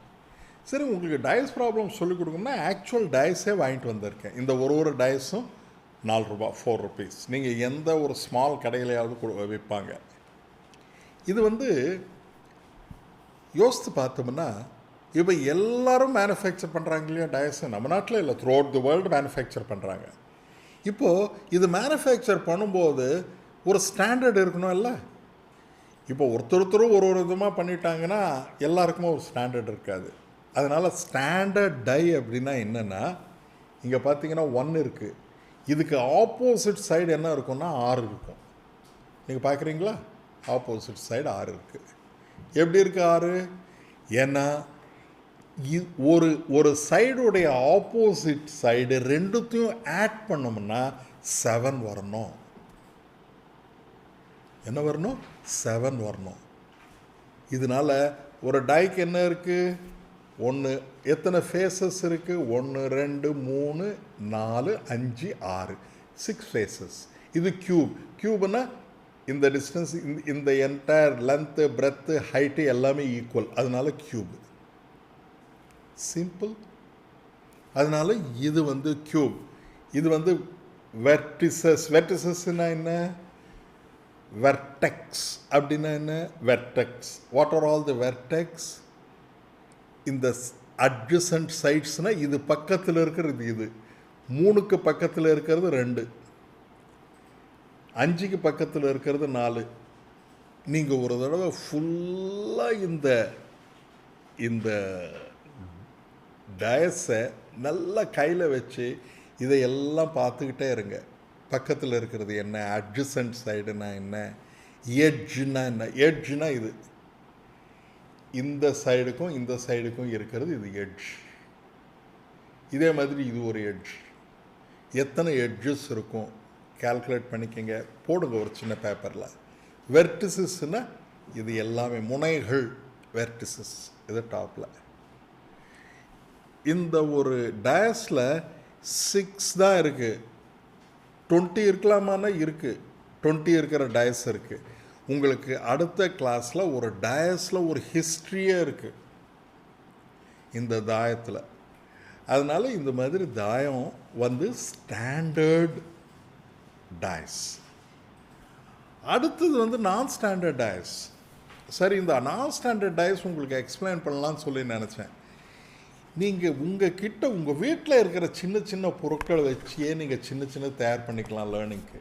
அதனால தான் லேர்னிங் கொஷின்ஸ் கேட்குறது. இந்த டயஸ் ப்ராப்ளம் என்ன, கிளாக் ப்ராப்ளம் என்ன, டிஸ்டன்ஸ் ப்ராப்ளம் என்ன அப்படின்னு சொல்லி ஒரு பேப்பரில் எழுதிக்கிங்க. அடுத்த தடவை நான் கிளாஸில் டீச் பண்ணும்போது 2 நிமிஷத்துக்கு மேலே நம்ம வந்து ஸ்பெண்ட் பண்ணக்கூடாது. இப்போ நான் என்ன பண்ணேன், சரி டயஸ் இருக்கிறது மாதிரி இப்போ நானாக எடுத்து ஒரு பழைய சோப் டப்பா எடுத்துக்கிட்டேன். இந்த சோப் டப்பாவில் என்ன பண்ணேன், இங்கே 1ன்னு எழுதினேன், இங்கே 1ன்னு எழுதினேன். நீங்கள் பார்த்தீங்கன்னா இங்கே 1 இருக்கும். சரி, அடுத்தது எங்கே எழுதலாம்? 1 ஆப்போசிட்டாக எழுதலாமா, மேலே எழுதலாமா, இந்த சைடில் எழுதலாமான்னா இந்த சைடில் எழுதியிருக்கேன் 2. இந்த பக்கம் 3, இந்த பக்கம் 4, மேலே 5, கீழே 6. இது வந்து ஸ்டாண்டர்ட் டை கிடையாது. இது ஒரு தாயமாக நினச்சிக்கிங்க. இது வந்து ஸ்டாண்டர்ட் டை கிடையாது. ஏன்னா 5 உடைய ஆப்போசிட் என்ன இருக்குது? 6. 5 + 6 எவ்வளோ? 11. அதனால் ஸ்டாண்டர்ட் டை கிடையாது. இது டிஃப்ரெண்ட்டாக நம்பர்ஸ் போட்டிருக்காங்க. இந்த ஸ்டாண்டர்ட் டையில் ஒன்றுத்துக்கு ஆப்போசிட் 2ம் சேர்த்து 7 இருக்கணும். 6 இங்கே இருந்ததுன்னா ஆப்போசிட்டில் என்ன இருக்கணும்? 1 இருக்கணும். 1 இருக்கா? இருக்குது. 6க்கு ஆப்போசிட் 1 இருக்குது. அதனால் இந்த தாயத்தில் இருக்கிறதுலும் இதுக்கும் என்ன வித்தியாசம்னா இதில் இருக்காது. ஆனால் ஒரு இது 3 குரூப் எடுத்துக்கிட்டிங்கன்னா அந்த 3த்தில் ஏதோ 1 7ஆக இருக்கும். அந்த 7ஆக இருந்ததுன்னா அது வந்து நான் ஸ்டாண்டர்ட் டைன்னு அர்த்தம். இதுதாங்க உங்களுடைய டை ப்ராப்ளமுடைய பேசிக்கே.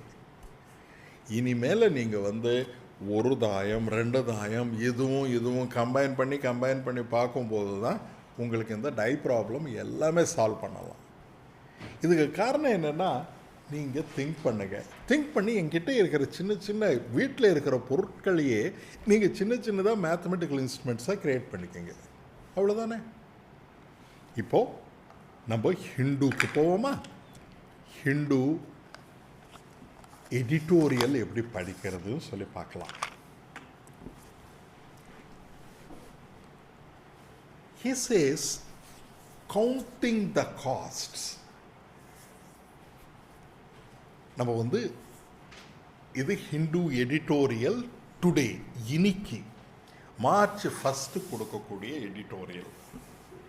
ஜெனரலாக மெஷரிங் த காஸ்ட்ஸ் தான் இருக்கும். ஆனால் இங்கே கவுண்டிங் த காஸ்ட்ஸ்ன்னு சொல்லியிருக்காரு. இந்த லாங்குவேஜ் பிரயோகம், இந்த how we are doing the language is a very important thing. Let me read it continuously, then I will explain to you in full. Talks to end the war are a must, as sanctions on Russia will hurt the wider world. உங்கள் மனசில் உடனே ஒரு idea வரும். வாரம் நிறுத்துறதுக்கு என்ன பண்ணலான்னா அடுத்த கண்ட்ரி எல்லாமே சாங்ஷன்ஸ் போடுறாங்க ரஷ்யா மேலே. ஆனால் அதனால் ரஷ்யா மட்டுமா பாதிக்கப்படுதுன்னா இல்லை, உலகமே பாதிக்கப்படுது. அதுதான் சொல்கிறாங்க. Saturday's announcement by the United States, the UK and European allies, including France and Germany, of a raft of further restrictive economic measures to increase the costs on Russia for its invasion of Ukraine has just raised the risks of a more widespread economic fallout from this war. மனசில் குயிக்காக நம்ம பார்த்துங்க. Further restrictive economic measures, restrictive economic measures restrictive. What is restrictive economic measures? The first சங்கில் நமக்கு என்ன வருதுன்னா, in order to stop the war always costs money for the resources. If one particular country, if it raises a war, what happens is the resources which are used to be used for the people is given for the war effort. Therefore, what is the problem? There will be costs on the country.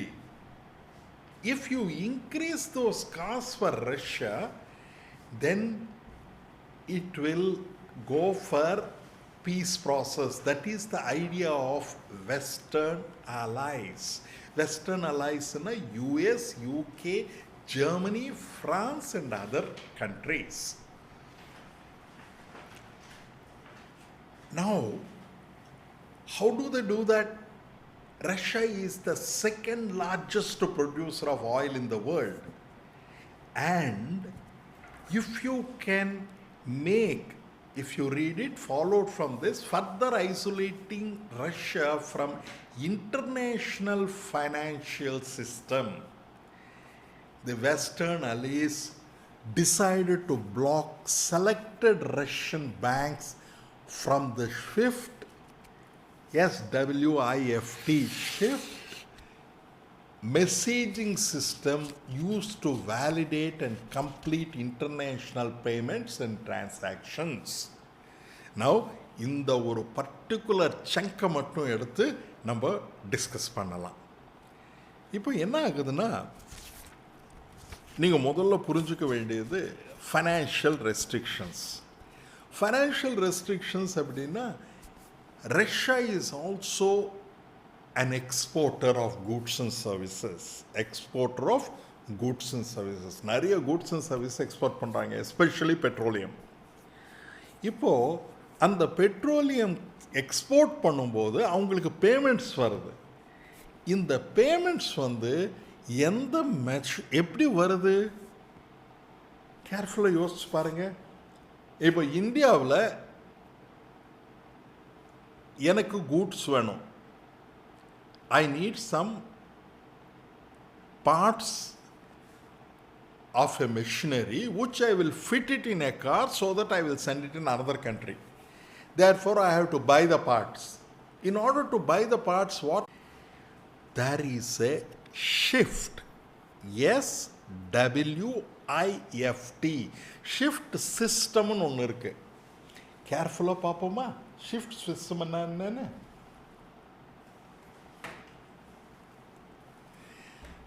பார்ப்போமா? It is society for world wide interbank financial telecommunication. ரொம்ப கேர்ஃபுல்லாக ஞாபகம் வச்சுங்க. இது ரொம்ப இம்பார்ட்டண்ட்டான topic for our RBI.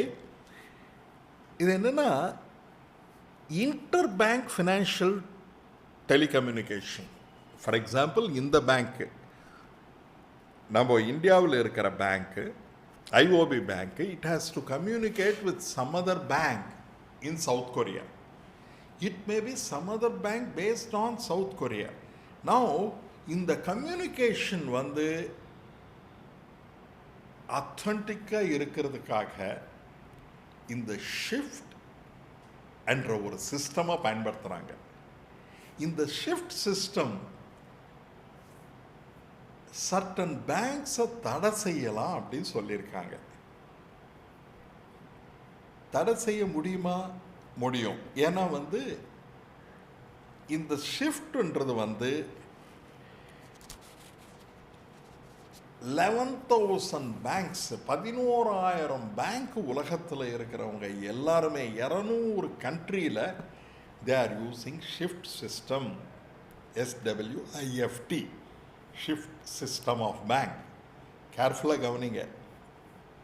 அதனால் என்ன ஆகுதுன்னா, கூட்ஸு வாங்கணுன்னா அந்த கூட்ஸை சப்ளை பண்ணக்கூடியவங்களுக்கு பணம் போய் சேரணும்னா ஷிஃப்ட் மூலமாக அத்தன்டிக்காக செக்யூராக ஒரு பர்டிகுலர் கோடு உங்களுக்கு கொடுத்துருப்பாங்க. அந்த கோடு யூஸ் பண்ணி நம்ம பண்ணிக்கலாம். இது இண்டிவிஜுவல்ஸ்லேருந்து, ஆர்கனைசேஷன்லேருந்து, கண்ட்ரீஸ்லேருந்து எல்லாமே இந்த ஷிஃப்ட் சிஸ்டம் தான் ஒர்க் பண்ணுறாங்க. இந்த ஷிஃப்ட் சிஸ்டம் வந்து யார் ரன் பண்ணுறாங்கன்னா, இது பெல்ஜியமில் இருக்குது.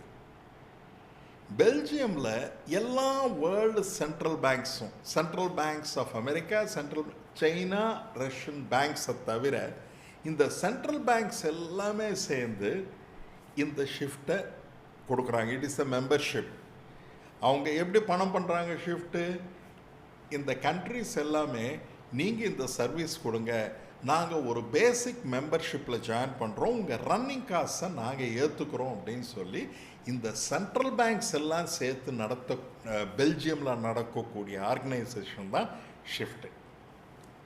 இந்த ஷிஃப்ட் பற்றி நான் ஏன் தெரிஞ்சுக்கணும்? why I should know? It is very important. You have understood about Nirav Modi என்ற ஒரு பிஸ்னஸ் பர்சன் நம்ம நாட்டை ஃப்ராட் பண்ணிட்டு 12,000 கோடி ஏமாத்திட்டு போயிட்டார். இந்த பஞ்சாப் பேங்க்ல வந்து he has அதே மாதிரி ஆர்பிஐ வந்து நிறைய பேங்க் மேலே ஃபைன் போட்டிருக்காங்க. 36 பேங்க்ஸுக்கு வார்ன் பண்ணியிருக்காங்க. நீங்கள் எல்லாமே உங்களுடைய பேக்கெண்டில் இருக்கிறது எல்லாமே ஷிஃப்ட் ஆப்ரேஷனுக்கு போகணும்னு சொல்லி. நம்ம இந்தியாவில் நிறைய பேங்க்கு பண்ணவே இல்லை, ஷிஃப்ட்டு நிறைய பண்ணவே இல்லை. இதுக்கு காரணம் என்ன, இது எதனால் பண்ணுறாங்கன்றது நம்ம இந்தியாவில் இன்னும் தெரியல. ஏன்னா இந்த பணம் வந்து இல்லீகல் ஆர்ம்ஸுக்கும் இல்லீகல் ட்ரக் ட்ரேடுக்கும் போகாமல் இருக்கிறதுக்கு இந்த ஷிஃப்ட் சிஸ்டமுக்கு போனால் நல்லது. ஆனால் ஆர்பிஐ நிறைய சர்க்குலர் கொடுத்து கூட சம் பேங்க்ஸுக்கு ஃபைன் போட்டு கூட அவங்க பண்ணலை நம்ம இந்தியாவில். இது ரொம்ப ஒரு இம்பார்ட்டண்ட் பாயிண்ட்டு. இப்போ புரிஞ்சுதா ஷிஃப்ட் சிஸ்டம் பற்றி? இது வந்து வெறும் மெசேஜிங் சிஸ்டம் தான். 1973க்கு முன்னால் எப்படி பண்ணிகிட்டு இருந்தோம்னா பிஸ்னஸ்ஸு, டெலெக்ஸ்ன்னு ஒரு சிஸ்டம் இருந்தது. இது ரொம்ப இன்எஃபிஷியன்ட்டு, ஹியூமன் எரர்ஸ் நிறைய வந்துட்டு இருந்தது. இந்த டெலெக்ஸ் வந்து இங்கே நான் டைப் பண்ணிகிட்டே இருந்தேன்னா இந்த டைப்பிங் ஸ்டேட்மெண்ட் அங்கேவே அந்த பக்கத்துலேயும் இருக்கும். இதுதான் டெலெக்ஸ். நீங்கள் அந்த மிஷினை பார்த்துருக்க மாட்டீங்க. நீங்கள் யூடியூப்பில் போனீங்கன்னா பழைய டெலெக்ஸ் மிஷின் எங்கேயாவது இருக்கும். அந்த டெலெக்ஸ் மிஷின் ஸ்கேனர்ஸ், அது வந்து you will B using scanners. ரொம்ப இன்எஃபிஷியன்ட் சிஸ்டம் அது. 1973க்கு முன்னால் இருந்தது. ஸ்லோவாக அது எல்லாமே எலக்ட்ரானிக்காக மாற்றி இப்போ கம்ப்ளீட்டாக கொண்டு வந்திருக்காங்க. இதில் சம் சென்ட்ரல் பேங்க்ஸ் மேலே நம்ம போட்டோம்னா, சென்ட்ரல் பேங்க்கில் இல்லை, ரஷ்யாவில் இருக்கிற சில பேங்க்ஸ் மேலே இந்த ரெஸ்ட்ரிக்ஷன்ஸை போட்டோம்னா வார் எஃபர்ட்டுக்கு பணம் எடுக்க முடியாது பிரசிடெண்ட் புட்டின் அப்படின்னு சொல்லி நினைக்கிறாங்க. ஆனால் 2013 ஈரான் மேலே இதே மாதிரி சாங்ஷன் போட்டிருந்தாங்க. ஈரான் மேலே சாங்ஷன் போட்டதுனால 1/3 ஆஃப் ட்ரேடு போயிடுச்சு ஈரானில். அதனால் ஈரான் ரொம்ப கஷ்டப்பட்டாங்க. ஆனால் அதே மாதிரி ரஷ்யா கஷ்டப்படுறதுக்கு வாய்ப்புகள் கம்மின்னு சொல்கிறாங்க சில பேர். SPFS, system for transfer of financial மெசேஜஸ்ன்னு சொல்லி பேங்க் ஆஃப் ரஷ்யாவே க்ரியேட் பண்ணிகிட்டு இருந்து ஒரு சிஸ்டமை க்ரியேட் பண்ணிகிட்டு இருக்காங்க with help of China. Therefore நீங்கள் வந்து ஷிஃப்ட் சிஸ்டமுக்கு மட்டுமே போக தேவையில்லை, there is a competing system அப்படின்னு சொல்லி. ஆனால் ஷிஃப்ட்டு மட்டுமே இல்லாத மிச்சம் 6 கண்ட்ரீஸ்லையும் இருக்குது. Fedwire, Ripple, clearing house inter banking system, இதெல்லாம் காம்படிட்டர்ஸ் உங்களுக்கு எல்லாருக்குமே. ஆனால் ஷிஃப்ட் அளவுக்கு இவங்களால பண்ண முடியல. அதனால் வேர்ல்டில் ஷிஃப்டுடைய இது ரெஸ்ட்ரிக்ஷன் பண்ணோம்னா ஆட்டோமேட்டிக்காக ரஷ்யாவுடைய பிரச்சனைகளை ரஷ்யா வந்து இந்த பீஸ் ப்ராசஸ்க்கு வந்துடும், இந்த வாரம் நிறுத்திடும்னு நினைக்கிறாங்க. அதே போல் ரஷ்யா கைவசமாக இருக்கிறது எவ்வளோன்னா $636 பில்லியன் ஆஃப் ஃபாரின் கரன்சி அவங்கக்கிட்ட இருக்குது. அவங்களுடைய கரண்ட் அக்கௌண்ட் டெஃபிஷிட் கிடையாது, கரண்ட் அக்கௌண்ட் சர்ப்ளஸ் இருக்குது. அப்படின்னா கரண்ட் அக்கௌண்ட் நம்மளுடைய இம்போர்ட் அண்ட் எக்ஸ்போர்ட் ரெண்டுத்தையும் எப்படின்னா பேலன்ஸ் பண்ணி எக்ஸ்போர்ட் அதிகமாக பண்ணோன்னா it is known as current account சர்ப்ளஸ்ன்னு சொல்லுவாங்க. $19 பில்லியன் வந்து கரண்ட் அக்கௌண்ட் சர்ப்ளஸில் இருக்கு அவங்களுக்கு. நீங்கள் அதே இந்தியாவில் பார்த்தீங்கன்னா நம்ம கரண்ட் அக்கௌண்ட் டெஃபிஷிட் வந்து $9.6 பில்லியன் ஆயிடுச்சு. ஏன்னா நம்ம எக்ஸ்போர்ட்ஸ் கம்மியாகிட்டு இருக்குது, இந்தியாவுடைய எக்ஸ்போர்ட்ஸ் கம்மியாகிட்டு இருக்குது, இம்போர்ட்ஸ் அதிகமாகிட்டு இருக்குது. இம்போர்ட்ஸ் என்னென்னா நம்மளுடைய major imports oil and gold. The more you import 85% of our energy requirements are from imports. Iraq தான் நமக்கு மேஜர் சப்ளையர். இது அதர் கண்ட்ரிஸ் எல்லாம் கூட சப்ளை பண்ணிகிட்டு இருக்காங்க. பார்த்தீங்கன்னா இட் இஸ் நாட், சப்போஸ் ரஷ்யாவுடைய சப்ளைஸ் கம்மி ஆகிடுச்சுன்னா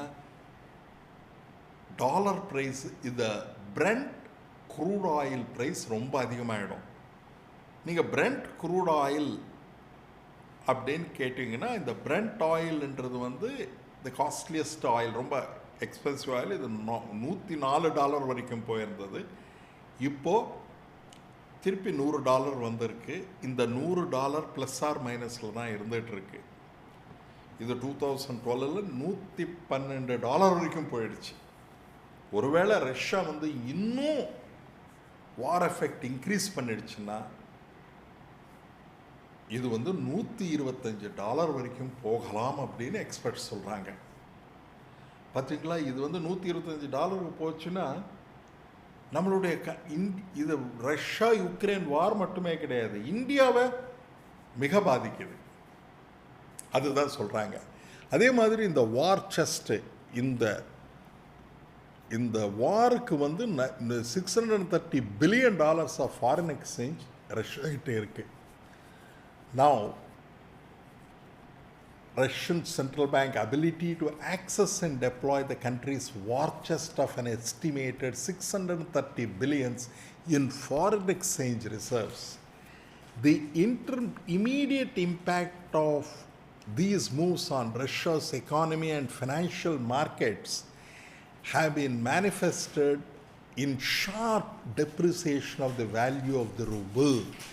ரூபிள் அவங்களுடைய கரன்சி, அது வந்து அதனுடைய வேல்யூ 30% குறைஞ்சிடுச்சு. In an intraday within 1 day in the Asian trading.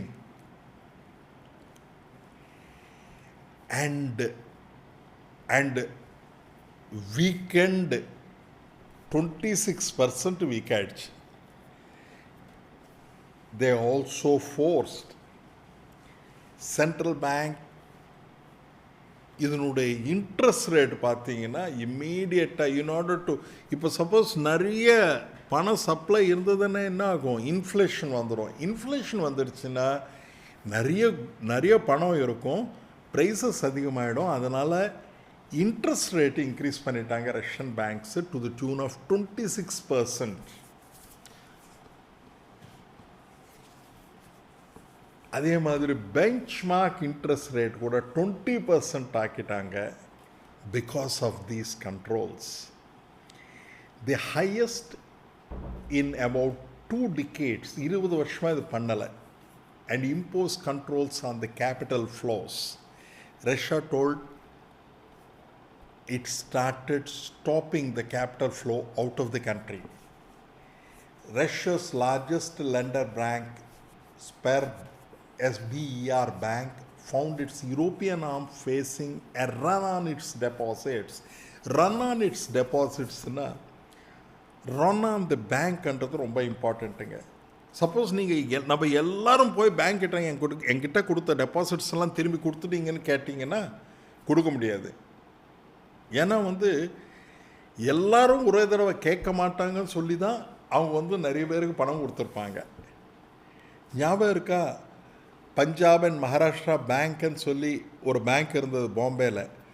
சடனாக எல்லாரும் டெபாசிட்ஸ் போய் கேட்டோன்னே பேங்க்கிட்ட பணம் இல்லாமல் அந்த பேங்க் வந்து மிக பிரச்சனையாக மாறிடுச்சு. அதனால் வந்து நிறைய பேர் வந்து கேட்பாங்க அப்படின்னு சொல்லிட்டு கொஞ்சம் வரிடாக தான் இருக்காங்க. யூரோப்பியன் ஆம் facing A run on its deposits which the European Central Bank warned could lead to the unit's failure.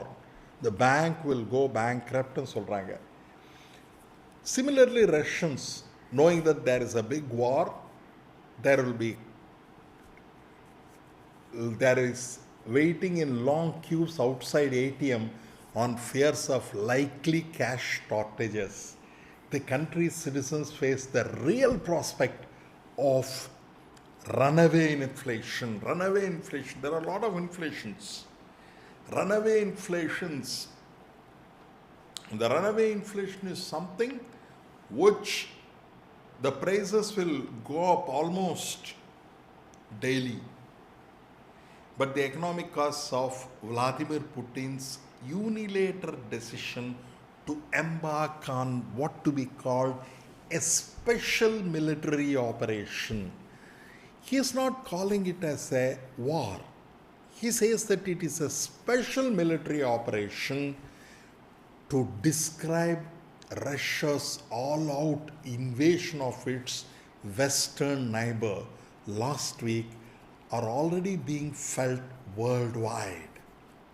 European banks and companies with significant business exposure to Russia have taken a beating on their browsers given the extent to which the sharp acceleration in the sanctions is certain to hurt their operations and revenues. There are large number of companies which are banks doing business with Russia, and this effort will affect their profits. Although the Western allies have carefully avoided any mention of so far on closing the tap on Russia's massive exports of oil and gas that contributes substantially to the country's current account surplus, concern about possible disruptions in shipments from the world's second largest producer of oil have pushed the price of Brent crude oil futures well above 100 a barrel. What is this futures? Carefully underline the word futures.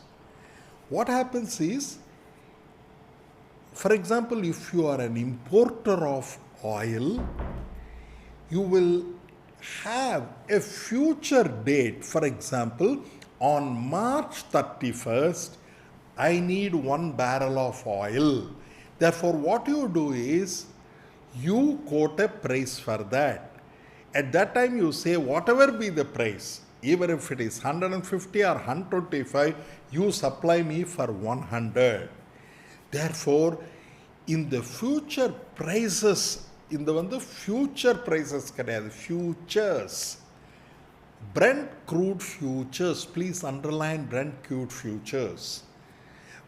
Brent crude futures means future contracts எல்லாமே prices already increase ஆயிடுச்சு.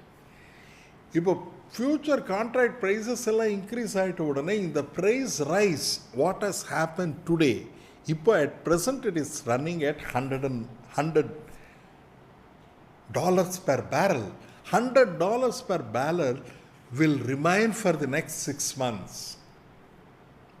For your information, every dollar increase in petrol will take away 10,000 crores from India. It is estimated that approximately we will be further spending large amount of money from our own reserves to meet the increased petroleum prices. Though the war is between Russia and Ukraine, the sufferers are other smaller and emerging countries. However, with most large European economies major reliant on energy supplies from Russia, the specter of rising energy costs fanning bruising acceleration in inflation in European worldwide is very real, because entire Europe to a large extent is dependent on Russian oil supplies and gas supplies. If you put stop on those supplies, what automatically happens is there will be less supply and prices will go up.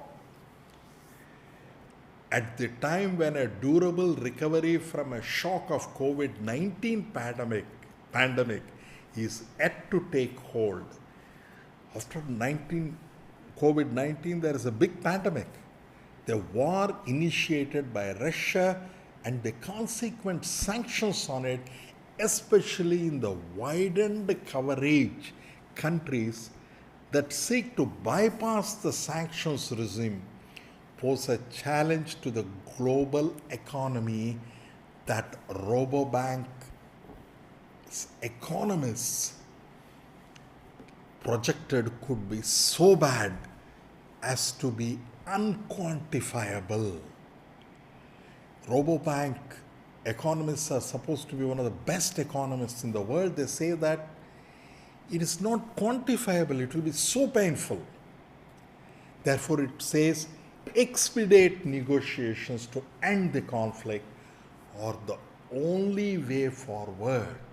Therefore, what you have to do is expedite the conflict resolution and negotiations.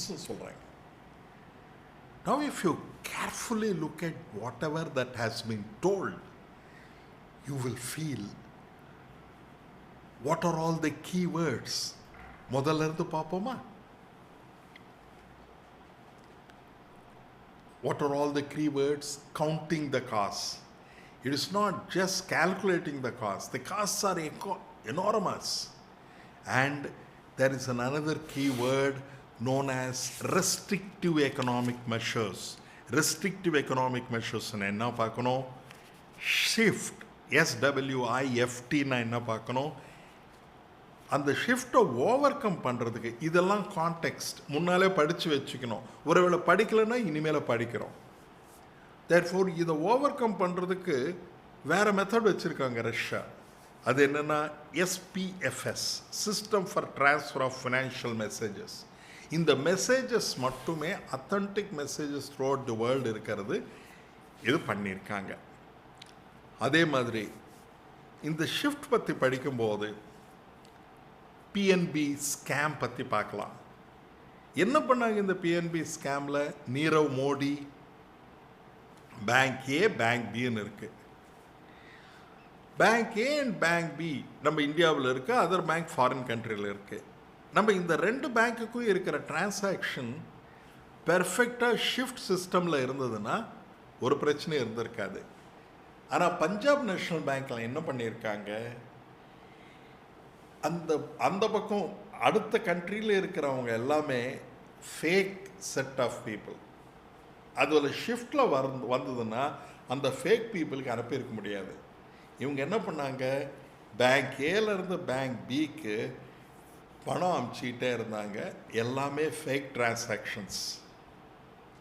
இந்த fake டிரான்சாக்ஷனால் இந்தியாவிலேருந்து 12,000 கோடி மோடி என்றவர்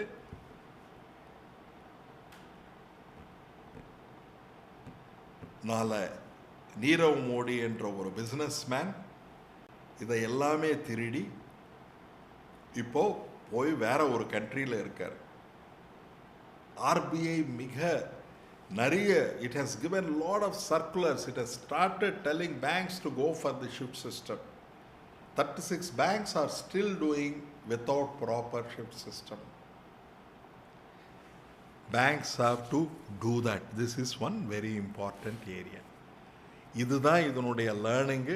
current account deficit பற்றி கூட பார்த்துருக்கோம். Current account டெஃபிஷிட்ஸ்னால் அன்றாட நம்ம தேவைகளை like when we supply goods and services நம்ம வந்து எக்ஸ்போர்ட் பண்ணுறோம், இம்போர்ட் பண்ணுறோம். இது ரெண்டும் பேலன்ஸ்டாக இருந்ததுன்னா பேலன்ஸ் ஆஃப் பேமெண்ட்ஸ் கரெக்டாக இருக்கிறது. ஆனால் ரெண்டும் பேலன்ஸ் இல்லாமல் போச்சுன்னா டெஃபிஷிட்டாக மாறிடும். டெஃபிஷிட்டாக மாறிடுச்சுன்னா என்ன ஆகும், நம்ம கண்ட்ரியிலேருந்து 9.6 பில்லியன் இப்போ ஆஸ் ஆன் டுடே இந்த கரண்ட் அக்கௌண்ட் டெஃபிஷிட் வந்து 9.6 பில்லியன்ஸ். தட் மீன்ஸ் ஃபாரினர்ஸ்க்கு நம்ம 9.6 பில்லியன் கொடுக்கணும். ரஷ்யாவுக்கு 19 பில்லியன்ஸு சப்ளஸாக இருக்குது. அப்படின்னா ஃபாரினர்ஸ் அவங்களுக்கு பணம் கொடுக்கணும். அதனால் வந்து இந்த கரண்ட் அக்கௌண்ட் பேலன்சஸ் வந்து அடிபட்டு போய்டும் சொல்லியிருக்காங்க. இந்த பாயிண்ட்டும் நம்ம பார்க்கணும். நீங்கள் இந்த ஆர்டிக்கலை எடுத்து ஹிந்துவில் இருந்து கட் பண்ணி ஒரு பேப்பரில் பேஸ்ட் பண்ணி இந்த கான்டெக்ட்ஸஸ் எல்லாமே பின்னால் சைடில் எழுதிக்கிங்க. எழுதிட்டிங்கன்னா you will be able to do a very good study. அடுத்தது இன்னைக்கு ஹிந்துவில் வந்த ஒரு ஆர்டிக்கல் பார்ப்போம். Core sector. கோர் செக்டார்னா என்ன? உங்களுக்கு ஒரு 2 நிமிஷம் தரட்டுமா? நீங்கள் இது கொஞ்சம் படிங்க. ஒரு 3 நிமிஷம் உங்களுக்கு தரேன், நீங்கள் படிங்க.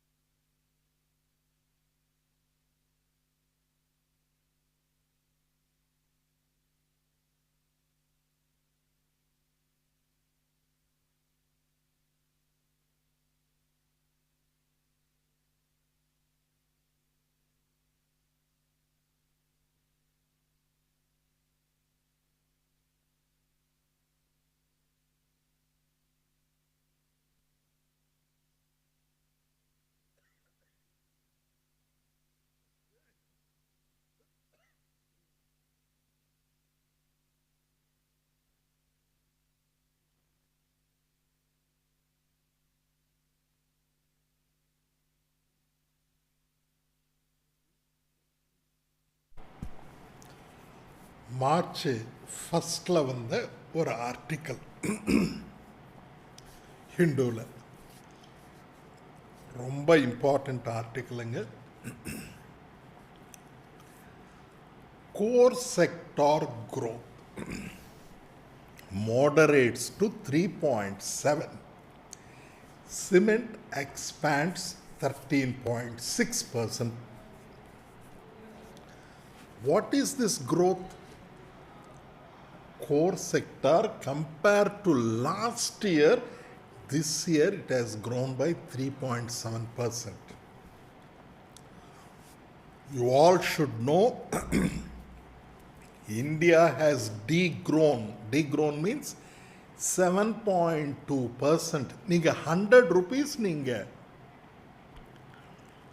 2019ல வாங்கிட்டு இருந்தீங்கன்னா போன வருஷம் 93.3% தான் கிடைச்சிருக்கு.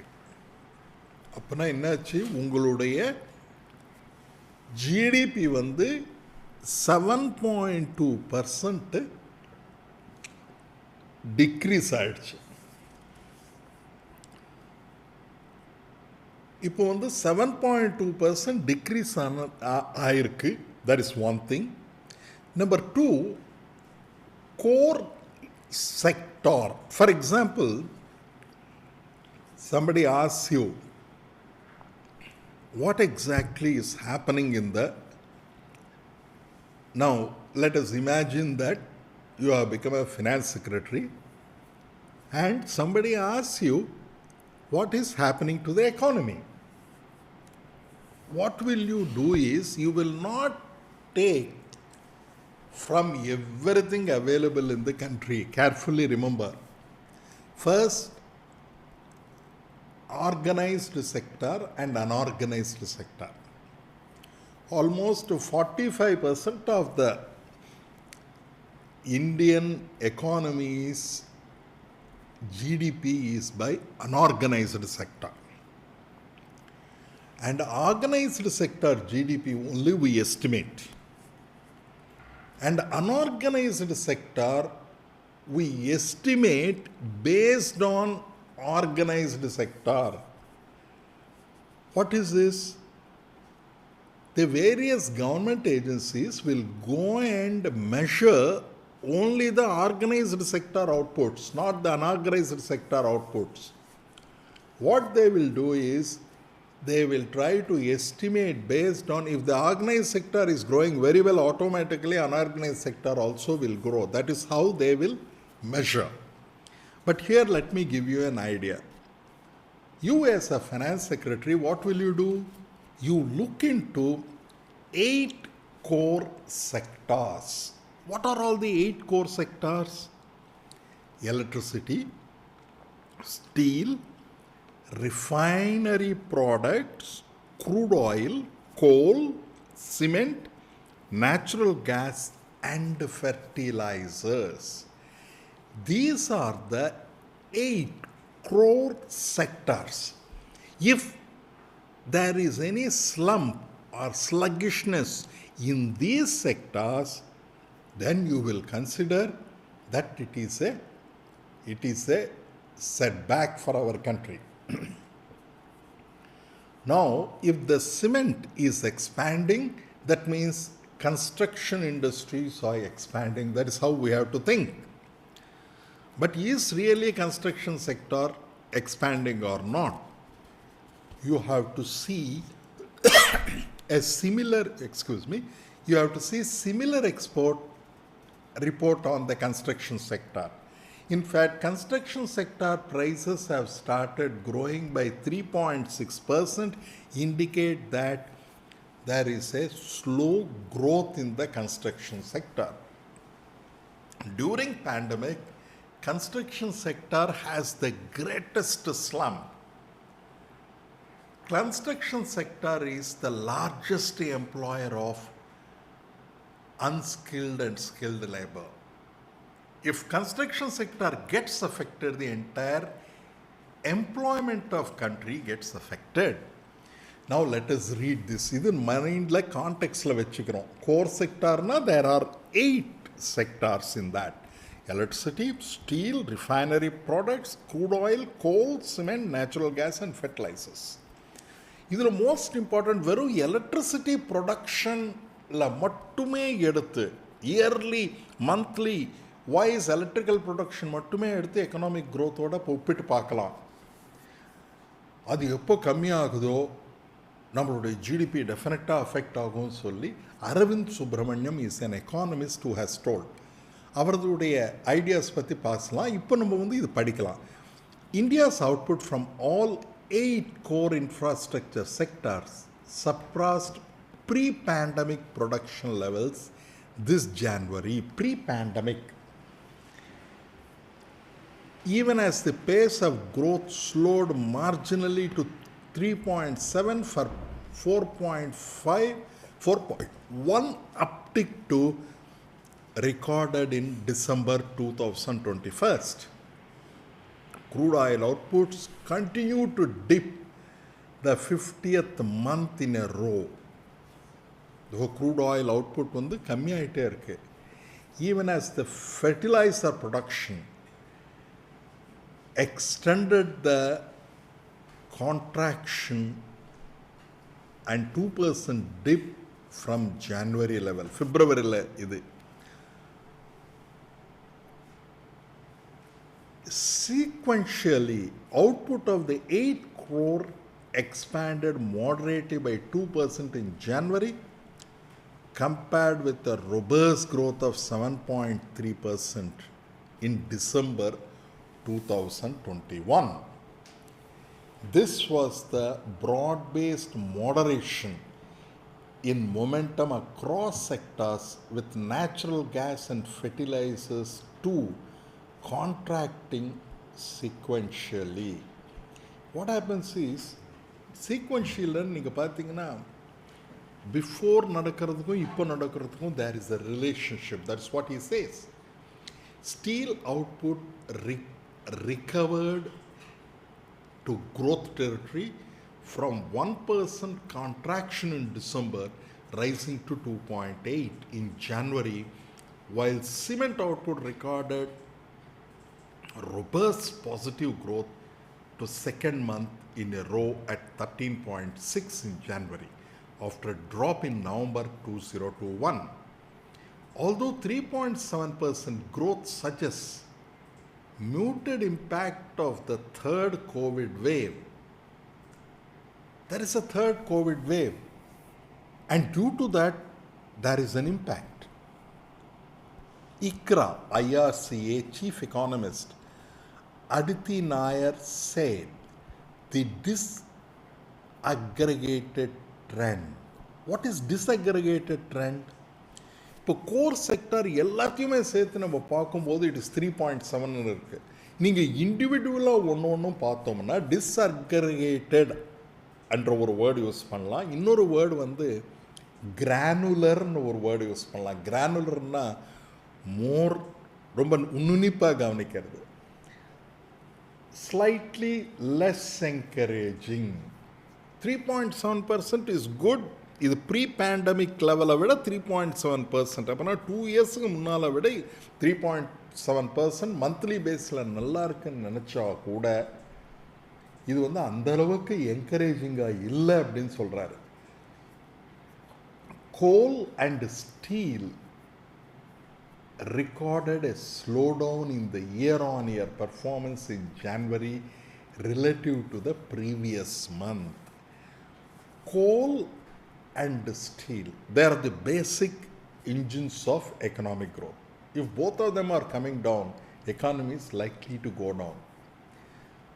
We expect the index of industrial production to grow at around 1% in January 2022 from the initial growth estimate of 0.4% for the December 2021, Mr. Nair said.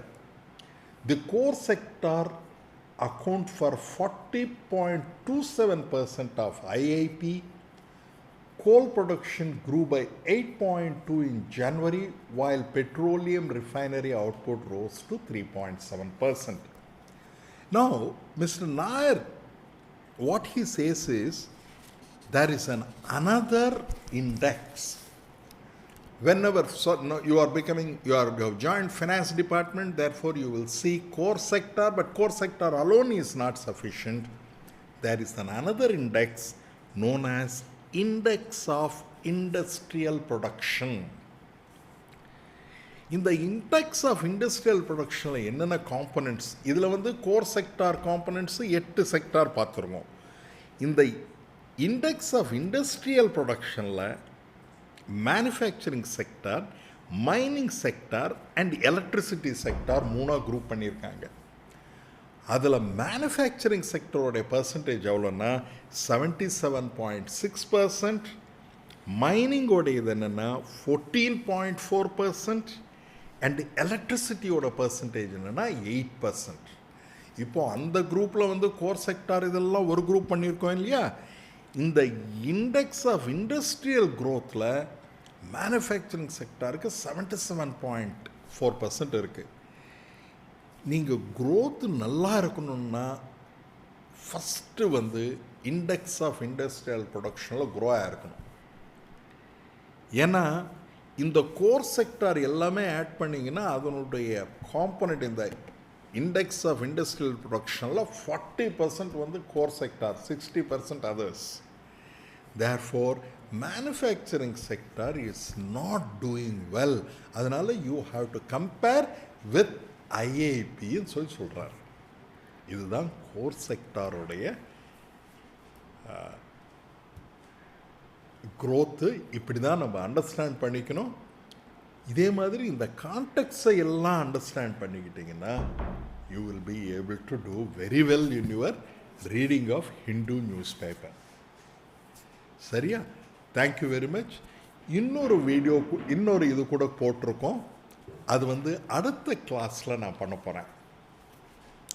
The silver line is not a vanity project. கேரளாவில் ஒரு train சர்வீஸை, very fast train சர்வீஸை introduce பண்ண போகிறாங்க. அதனால் இருக்கக்கூடிய pros and cons பற்றி discuss பண்ணுறாரு ஜேஎன் ஜோஸ் தாமஸ்.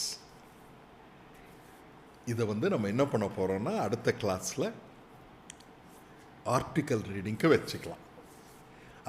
அதில் இருக்கக்கூடிய எக்கனாமிக் ஆஸ்பெக்ட்ஸ் எல்லாம் படிங்க. படிச்சுட்டு உங்களுடைய கமெண்ட்ஸை கீழே தருவீங்க ப்ளீஸ். உங்களுக்கு இது ரொம்ப பிடிச்சிருந்துன்னா நிறைய பேரோட இது எல்லாமே free initiative by government of Tamil Nadu. அதனால் please read and we are here to help you. எங்கள் டீம் எல்லாமே நீங்கள் இதை படிங்க.